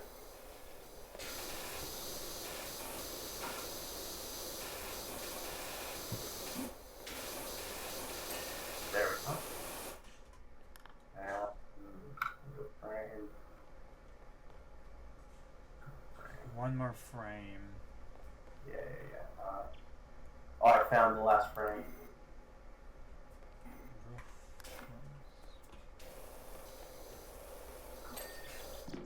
There we go. Okay. Let's see. Checking. Okay, so there's still a roof trim. An upper house wall.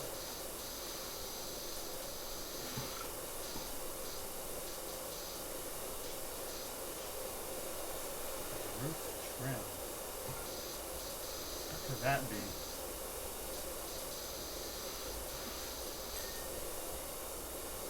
Got it.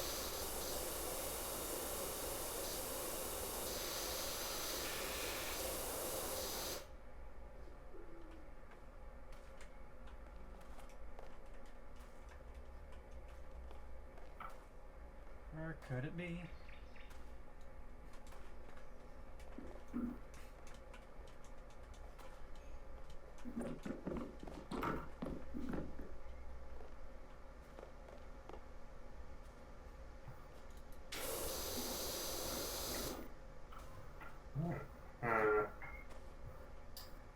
Dang it. What the hell is this trim, man?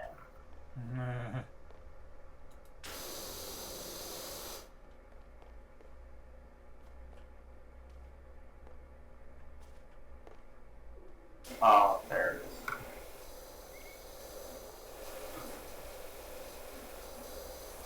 Oh, that's the other part about, the really annoying part about, trims.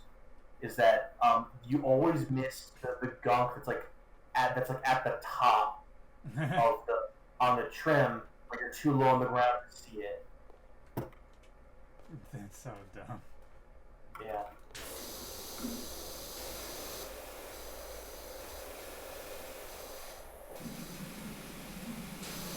Gotta get a better angle on it. I mean, it's like 100% done. God. We just can't leave any gunk.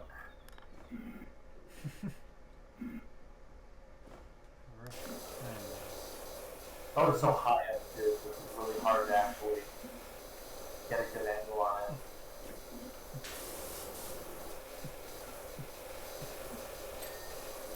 Okay. Wow. So we got that. Okay, Middle deck rim joists. Yeah, middle deck rim joists. Vertical house trims. So there's still something on the house. There's still two things in the house that have to clean off. It's vertical house trims and Middle deck rim joists.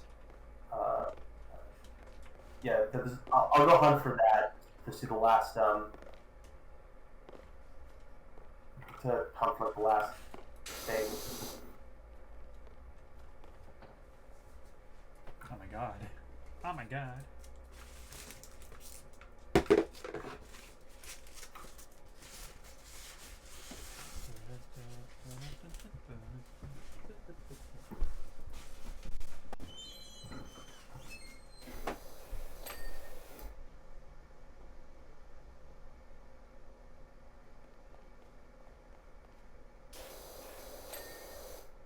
There we go. There's only 3 things left then.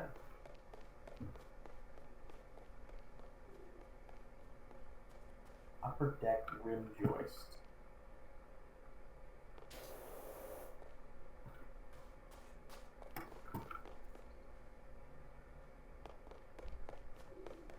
Oh, found thing. Where is it? Oh, it's right there. It's the bit behind the tree. Okay.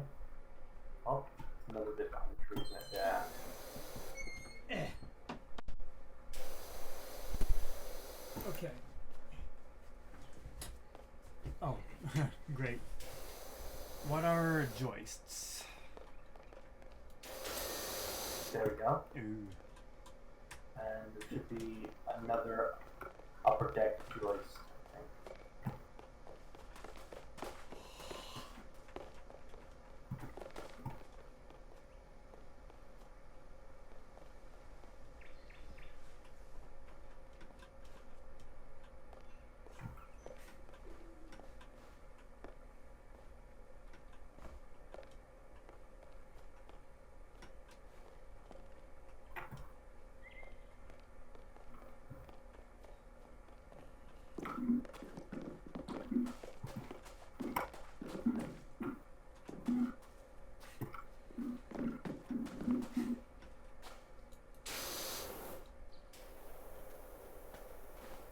Ooh, what's that?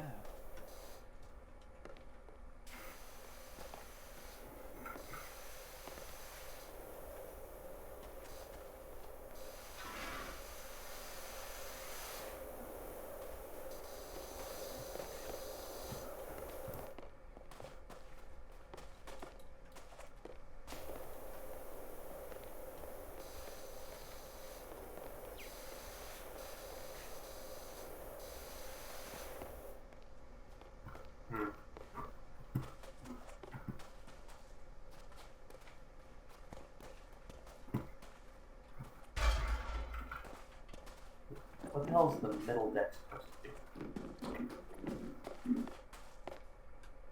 Middle deck rim joist. Yeah, what's is this the middle deck? Oh, this is the middle deck. Okay. Rim joist. Oh. This thing right here. Whoa! There we go. The upper deck is so massive. It's like really hard to like try and find anything.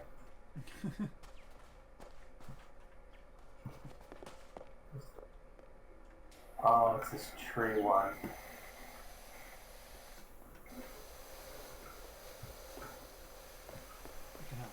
Jump, bitch.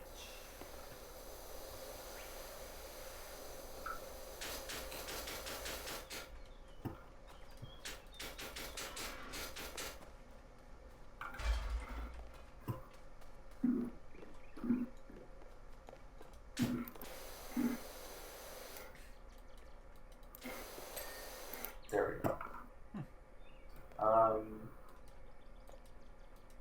Upper deck joists.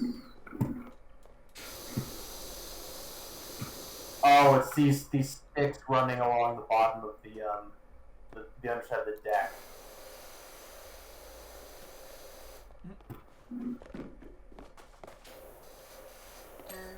be. Could be one more. There's a whole bunch of them too. That's the other annoying part.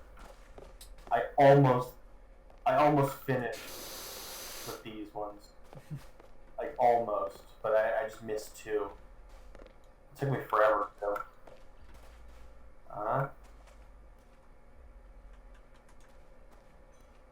This one, that one. Let me grab these.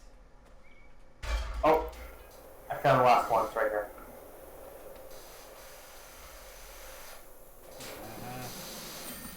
Yay! There we go. We did it. Amazing. Wow. You need a PowerWash.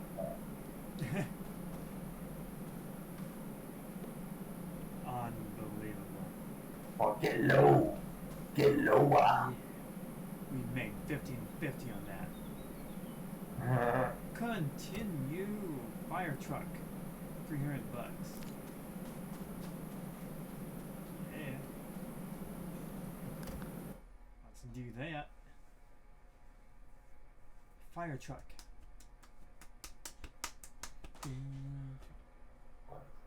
Oh, it's like 240, 224 right now. 224. Yeah, it's like 2 in the morning where I'm at. We've been power washing for a real long time. We've been power washing for holy crap. 2 hours. Yeah, it's been a while.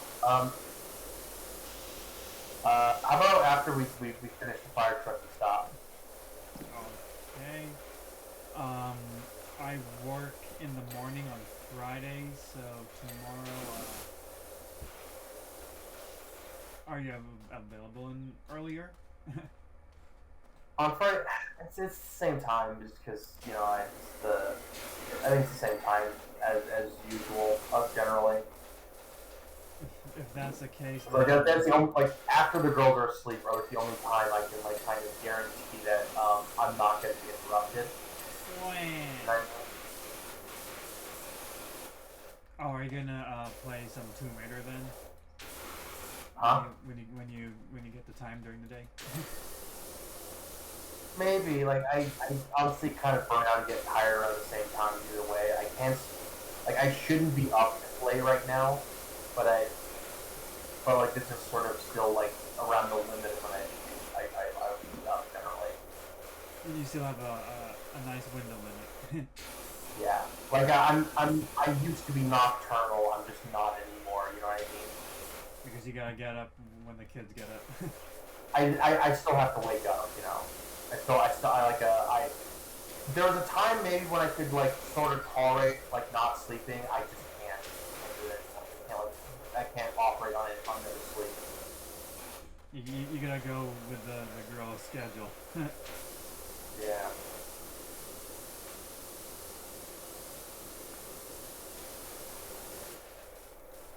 Until they reach high school. Well, Once Jade actually is actually old enough to go to kindergarten, it's going to be a lot easier. There's going to be a whole there's gonna be like a 8-hour block of the day where like they're both gonna be at school. Oh, nice. Yeah. So that means you could play during the day then? I really don't think I should because I will probably have stuff to do that I should be doing during the day. You know what I mean? Oh, okay. So like once in a while. Yeah, but I don't know. Like there's just you know what I mean? When you have more free time, that's just more time to give you stuff to do. You know what I mean? Right here.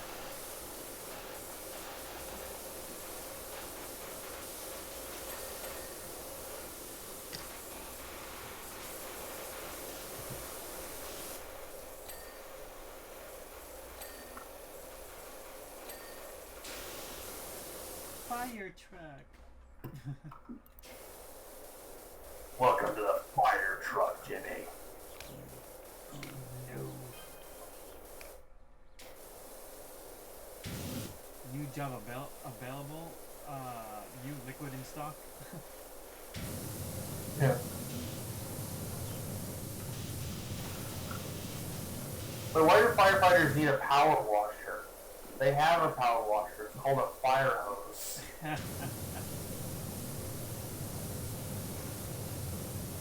They are too cheap. Wouldn't it be more expensive? Because they're paying for the water that we're consuming and also labor. If it's just them, they would be paying for the water. But how strong is their hose? It's a fire hose, very strong. They're infamously very powerful. But don't they only carry a limited amount? Well, they don't carry the fire hoses don't carry the water. They carry it's in the hydrants. They pull from the cities like Maine, and I don't think the fire department actually pays for that. So I think they could just like find the nearest fire hydrant and hose their thing down. Oh god, the cops have defaced the fire truck. There's graffiti on here that says "Police rules, fire drools." Oh no. Look.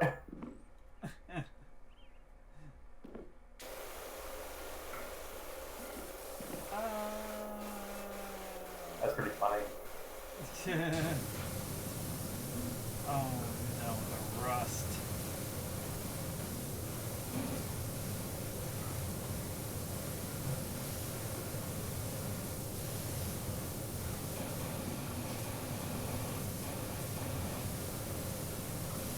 Oh, you're gonna get the tires too?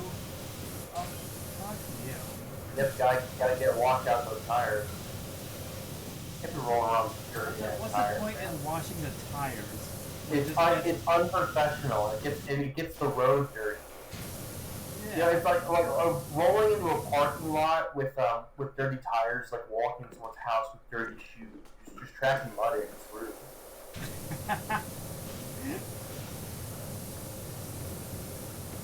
You're gonna have to clean the parking lot and pretend like you're not angry with you when they really are. Don't do it. Wash your tires before you drive into someone's driveway. Excuse me, can I borrow your garden hose so I can like rinse off my tires before I roll into the park your driveway?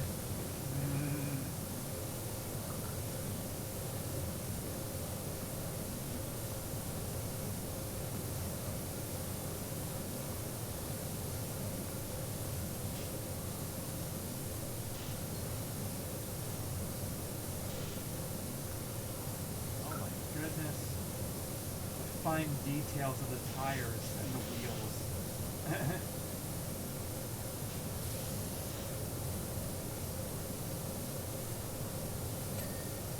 Oh wow.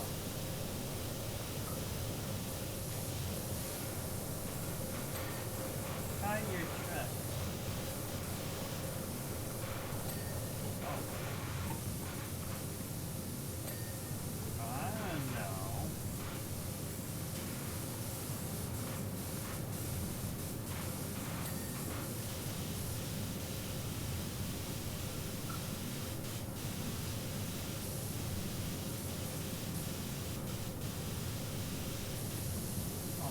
gonna get the underneath the tires. Oh.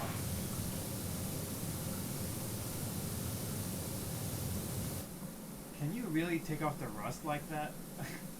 I don't think so. I think you actually need to you actually need to think more a little bit different to de-rust something.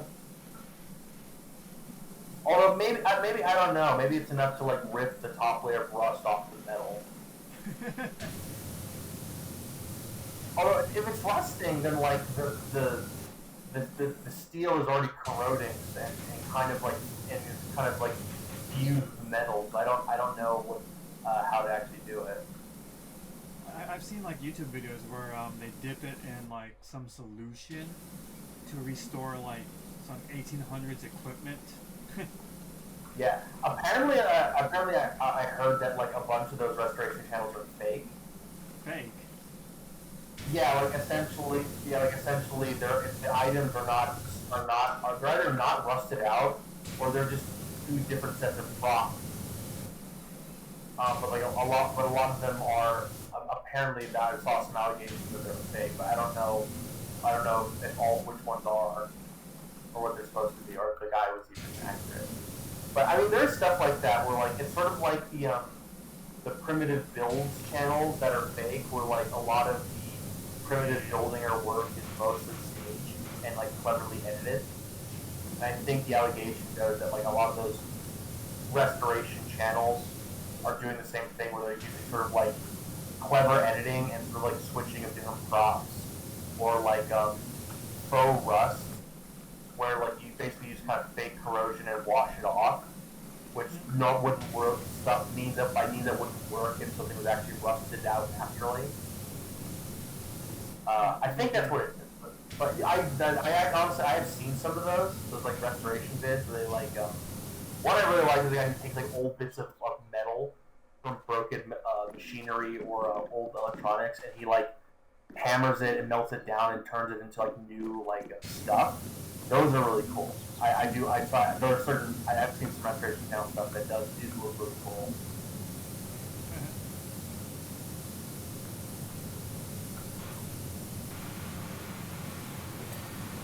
Hard to say though. Yeah, hard to say. And then you try it and it didn't work. And it didn't work. Yeah, it's oh boy, I'm gonna learn how to restore old bits of old antiques, and then you just end up oh, this didn't work at all. I was kind of hoping this would work. No, they wanted at all.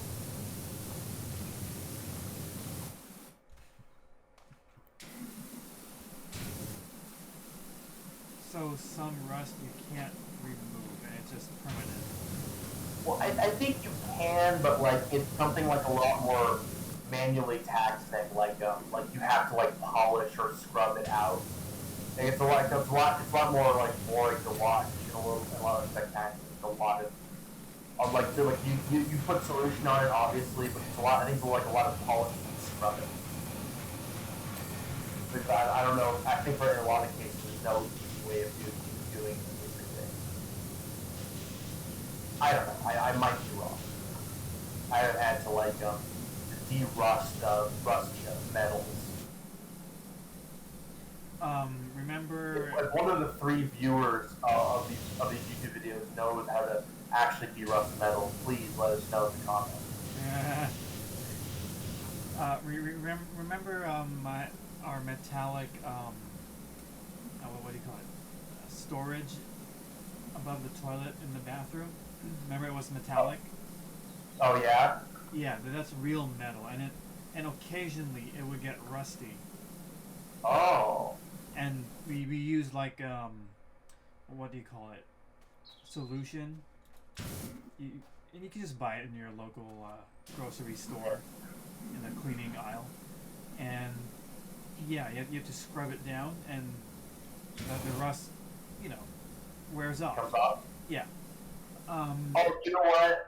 I think I know what it's supposed to be. Why the restoration channels aren't supposed to be real. It's because rust doesn't grow on metal. It metal transforms into rust. So like when iron basically interacts with oxygen in the air, the iron literally transforms into rust, and so a lot of the corroded and like old equipment or like rusted out sort of artifacts, they basically should be unusable or gone because the rust should basically have consumed the item basically, and it's no longer metal. And so a lot of the time when they're restoring old materials, there's a lot more material than there should be because the rust should actually be the corroded remnants of what used to be the iron in whatever thing that they're restoring. So for like a relatively young set layer of rust, you can probably kind of wash it off using solution, no problem. But the thing is that the rack in your bathroom, there's less of it than it used to be because every layer of rust is actual layers of metal transforming into rust and like being scrubbed off when you have to clean it off. Right. And the older an item is, the more opportunity it has to like oxidize. The more of that metal is getting eaten away and transforming into rust. And which you won't be able to get back once you try to restore like rust forever. So it's not going to turn back into iron. Right, and then after a month later, because of the moisture and all that from your shower, it gets rusty again. Yeah, so you're literally kind of like having to polish and scrub away the thing. Right. And if theoretically you keep doing that forever, eventually you're just gonna like break through the tubing or whatever that it's made, or the plate it's made out of, because you would have gone through all of the iron that's in the rack or the metal. Yeah, so we got rid of that, and then now it's all wood. Okay, nice. At least if it gets moldy, which is I guess the hazard with wood and and being in Washington. I think At least when you scrub the mold off, it's not going to wear away at the wood. Or not the mold, the moss. Well, moss more like it. But it's like one of those fake woods, like my desk. Yeah. So you can't see mold. Oh yeah. There's even mold. Mold. Do fake wood mold? Actually, I think like mold and moss can grow on any surface. I think it's as long as it's like damp enough. I think it can grow there. I remembered spilling a drink here, but it never molded. Yeah. Yeah, who knows? So weird. And it's fortunate. So I guess that's the right type of wood for your bathroom, because it often gets moist. I'm sure when you spilled it, you cleaned it up, right? Oh yeah. That's probably why. That might be why, but then again, maybe your room is climate controlled enough, and it's not like really damp or like super hot or cold all the time. So like, it's less likely stuff is gonna grow in there. But like, you know what I mean?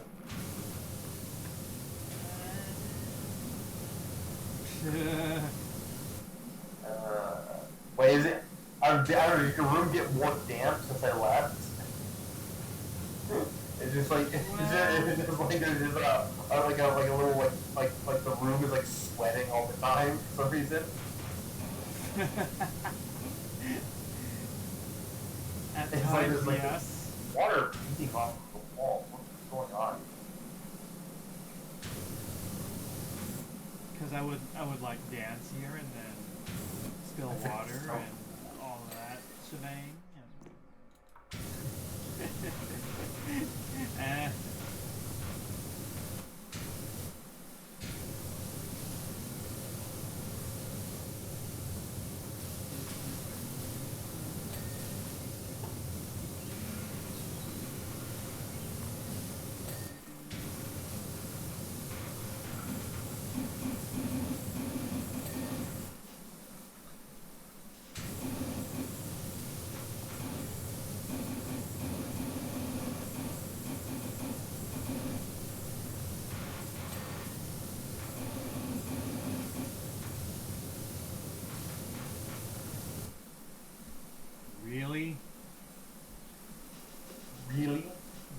windshield wipers too?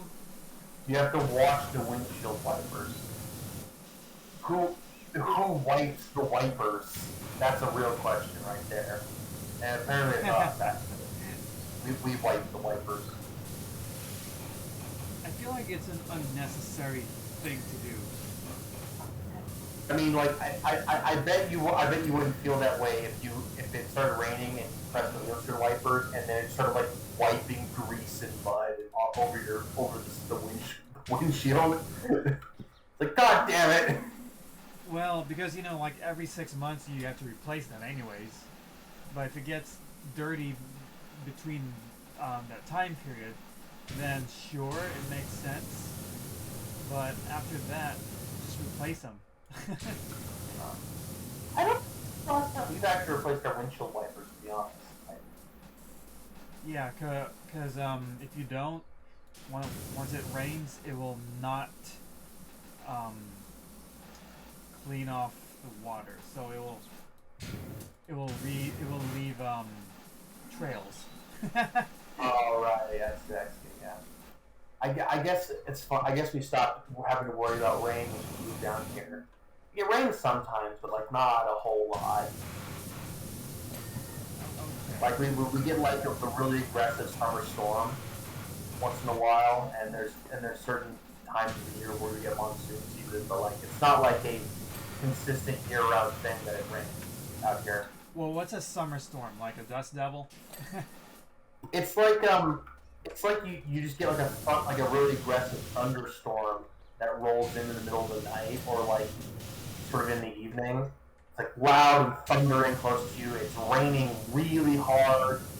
The arroyos, the flood ditches might like fill up. We got like really big hail. We got like a hailstorm.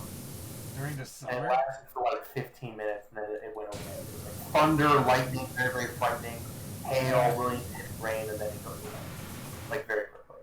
During like the summer? very short term and a very aggressive weather. Wow. During the summer? Yeah.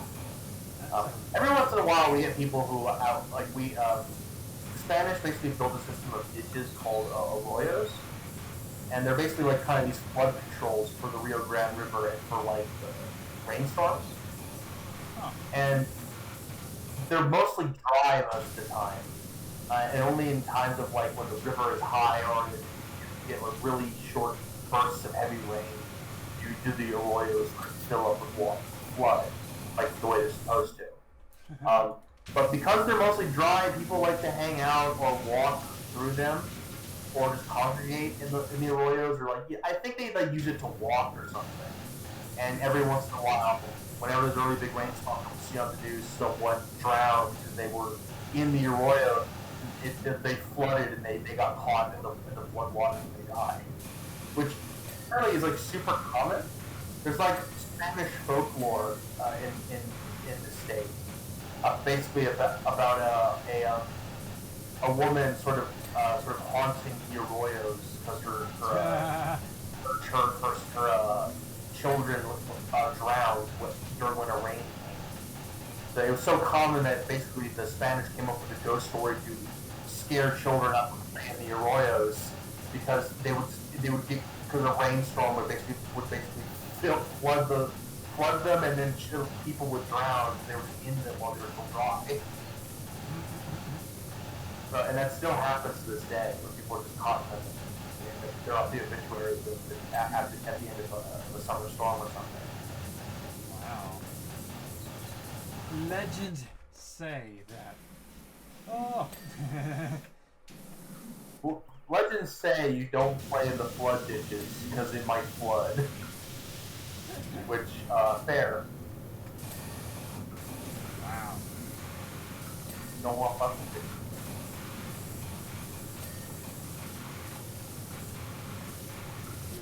Their door, mirror. What are we missing? Not her. What are we missing?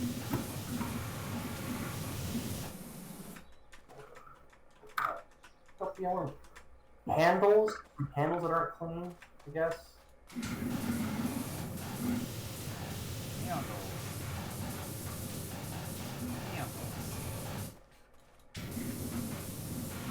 Oh, this handles more time. There we go. Oh, hose. Fog light, hose, and windscreen wiper. Still didn't get one of the windscreen wipers. Windscreen. Okay, there we go. Got it. Fog lights.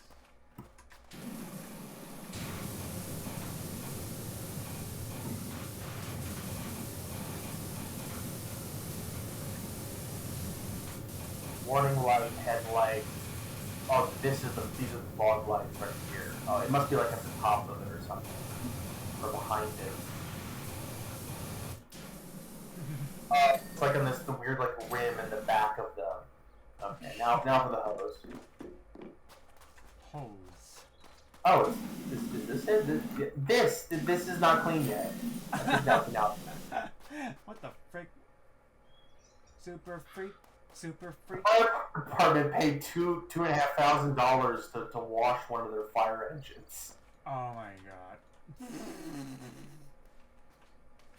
That's expensive. I know.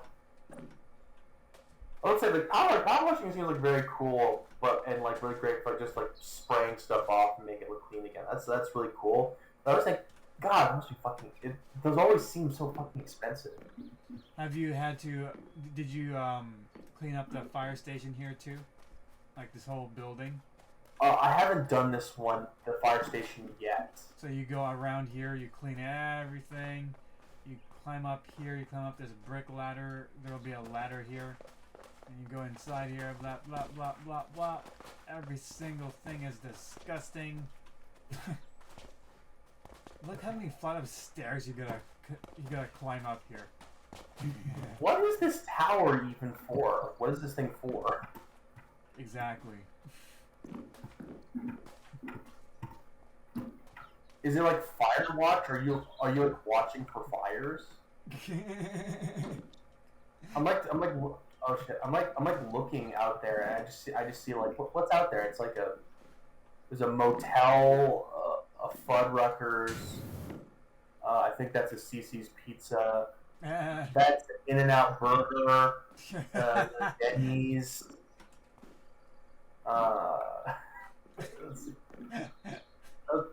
Is that a strip mall? Is that what I'm looking at? It's kind of... Speaking of which, oh, never mind. I think it's like it's supposed to be like a watchtower. You're supposed to like look at the town and look for fires or smoke. Then I can't imagine what... It should be closed or something. There should be like a computer in here. Oh no, suicide! It's very rudimentary. You can't even kill yourself in this thing. This bullshit. You can't even kill yourself. Soccer ball. Wait, you can run around the town. What? Also, there's a food market. Wait, what? There's a Jenny's Diner, a motel, and I think the exact same business, that mirror images of businesses are just down the street, literally. Yeah. Yeah, see, there's the motel and there's the diner, the same Jenny's Diner. They're all competing against each other. Yeah. You gotta clean this here. Secret agent, get low. Come on, get. Is that as low as you can get? Is that what it looks like? Yeah.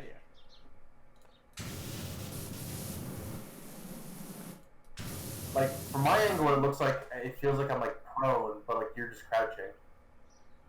Really? Are you at your lowest point right there? Yeah. Oh, okay, so it feels like I'm doing like a prone movement, but I guess I'm just crouching, huh? Am I crouching? Yeah, you're crouching. Am I prone? No. Okay, so that's the lowest you get is just crouching. So you stand, crouch, and then you crouch lower. Yeah. It's like perfect dark. Oh, you know what it is? It's probably because you're up here, right? Your head is right there, but your camera is probably like right here. It's like Right down. your vision is like directly behind your power washer, and not where your head actually is. The fire station is a good map, but I just hate this tower. Oh yeah, I bet. Oh god, there's so many. The stairs really suck because there's so many fucking like crevices and like angles that you're and small surfaces you're supposed to spray out. Exactly, and you gotta clean up here too. Oh Outside. yeah, it's a big ass building, and each of the little like what do you call it? The eaves and like the window like little sort of like eaves or whatever. And the weird like ladder like sort of horizontal like slabs. Those are like weird like surfaces you have to clean at the bottom and directly their bottom and top. So, yeah, it's annoying. And then you gotta clean the sky too. Get rid of Clean the clouds. sky. You just buy your power washer at the sun and it just goes out. Just like, oh shit! Fuck! Oh no! It's like you've killed the entire Earth. Good job. Great. Now we will have monsoon seasons every day, and we will have liquid nitrogen. We'll be frozen. This Earth will be a frickin' Neptune. It'll be fucking. I mean, I think the surface of the Earth will just be super cold. If we need energy, we can just dig to the center of the Earth. We can like sort of get as close as we can to the mantle without melting, and we can find warmth and build civilization there. And just it's a society powered by geothermal energy and warmth from like our magma core of the planet. You know Neptune, right? They have. Yeah, I remember you showed that whole video about it. Yeah, it's just like it rains diamonds. It's extremely cold, like yes, massive winds. So yes, 1,300 mile per hour winds, and I've seen this guy made an experiment with liquid nitrogen. So he filled up a bottle of liquid nitrogen, and then he shook it, and then just pew, like a bullet. It just wow, it's crazy. It just pew, like that, instantly. Yeah. It flew like, so he did it from here, and then the bottle just flew over it like that. That's pretty cool. Just like that, like a bullet. So imagine. That's really cool. Yeah. I think like temperature extremes like cause like really severe explosive reactions. Yeah. It's like the reason why like climate change is like going to make like the weather way more extreme is because like the global warming is like creating like hot spots or like hot currents are going to be hotter, and so relative to cold fronts, cold fronts are going to be colder relative to like the warm fronts. Right. So when cold and warm fronts collide, they create storms and like violent weather. So as the Earth heats up, it's not going to heat up uniformly. You're just going to get like really hot spots, creating like bigger temperature differences between warm and cold fronts, and you get way more violent weather and way more frequent storms than normal. Right. That's one of the problems. That's one of the problems we're seeing and experiencing during climate change, basically right now. That's why you're getting a bunch of freak weather shit like happening that shouldn't be happening, but it just is. Right. Wow. Right. Well, actually, liquid nitrogen. Wow. Liquid nitrogen planet. the planet of liquid. Yeah. Now we'd be fucked so badly. We would be dead. All of us. Could you imagine if like we're expanding the underground cavern? We're digging closer to the surface, but you accidentally dig a little too far up, and you accidentally fill your society full of like the ocean of liquid nitrogen. It just like floods into the cavern and like just like freezes everything. How long would it take to make civilization inside Earth? I don't know. The fact that you have to excavate everything would make it so difficult. And the really important part is that when you dig, the overburden and like slag has to go somewhere. Right. You know what I mean? But if you're underground, where's it supposed to go? Right? And like today, we dump we like if we when we like dig up stuff from the ground, we can just put it somewhere else over above ground. Or in the case of strip mining or pit mining or whatever, you can like dump it in the rivers or the streams and sort of like fill like empty space over land with like overburden of like stuff you've been digging through the ground for. But like if you're living underground, where is the overburden supposed to go? Like where when you start digging and breaking rocks and moving dirt, where's all that shit supposed to go for you to like actually burrow through it? If you try to put it, you can't put it above ground because like the extreme weather is up there. You might let it in. So I don't know.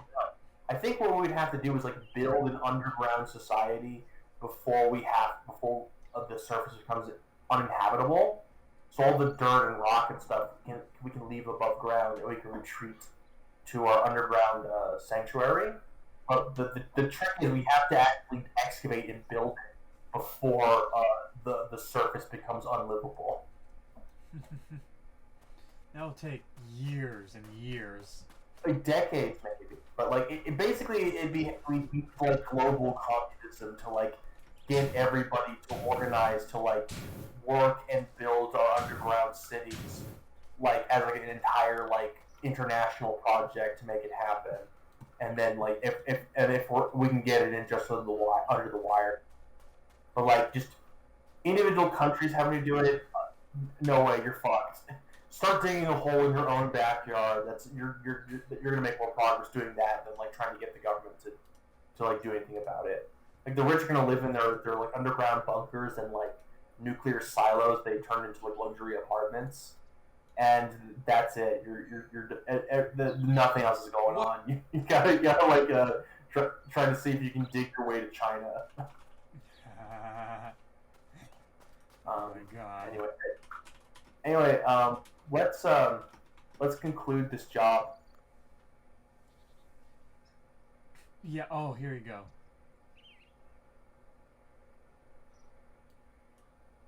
Uh-huh. Here's one.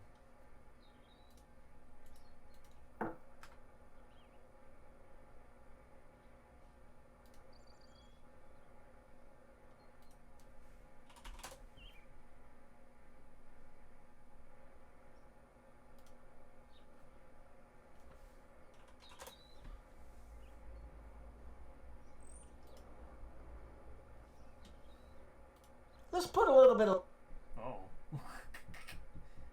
Put a stank on it. liquid nitrogen into this bottle with blue colored water. Check out what... Pew. Right? That 1,300 mile per hour winds in Neptune? Damn.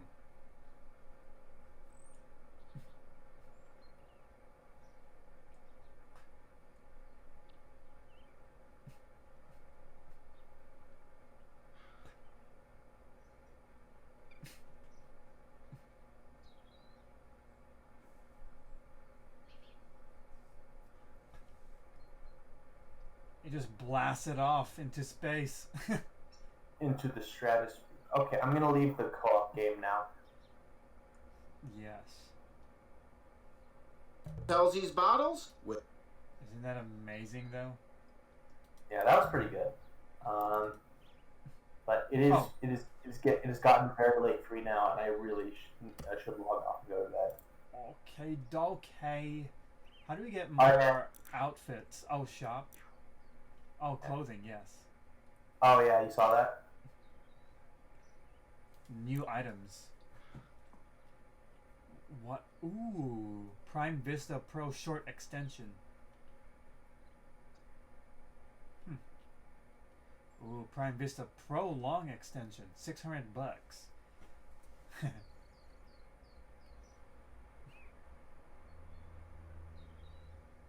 Wait, are those the same? Weird. Oh, here's yeah, clothing. Yes. Just gloves. Oh no, here you go. Outfit. Heck yeah.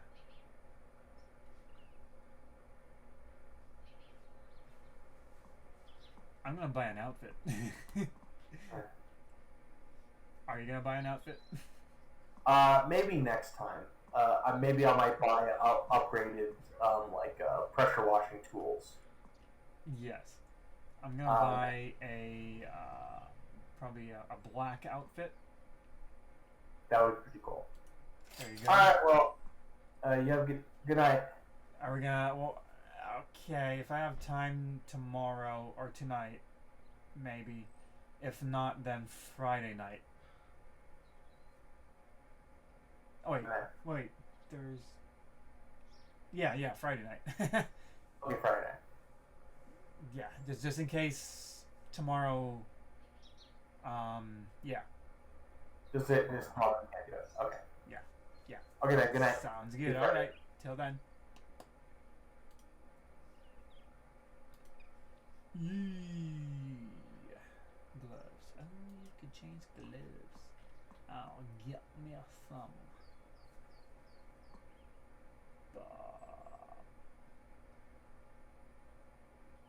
Lava. Lava, lava, lava. Ooh. Yeah.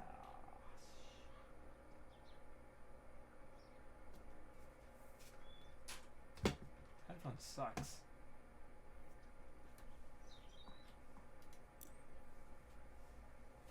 Prime Vista.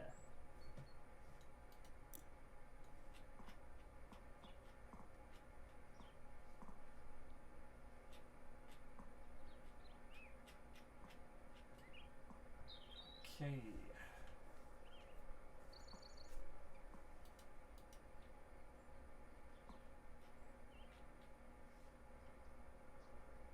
Alright, let's continue with WoW. Be right back.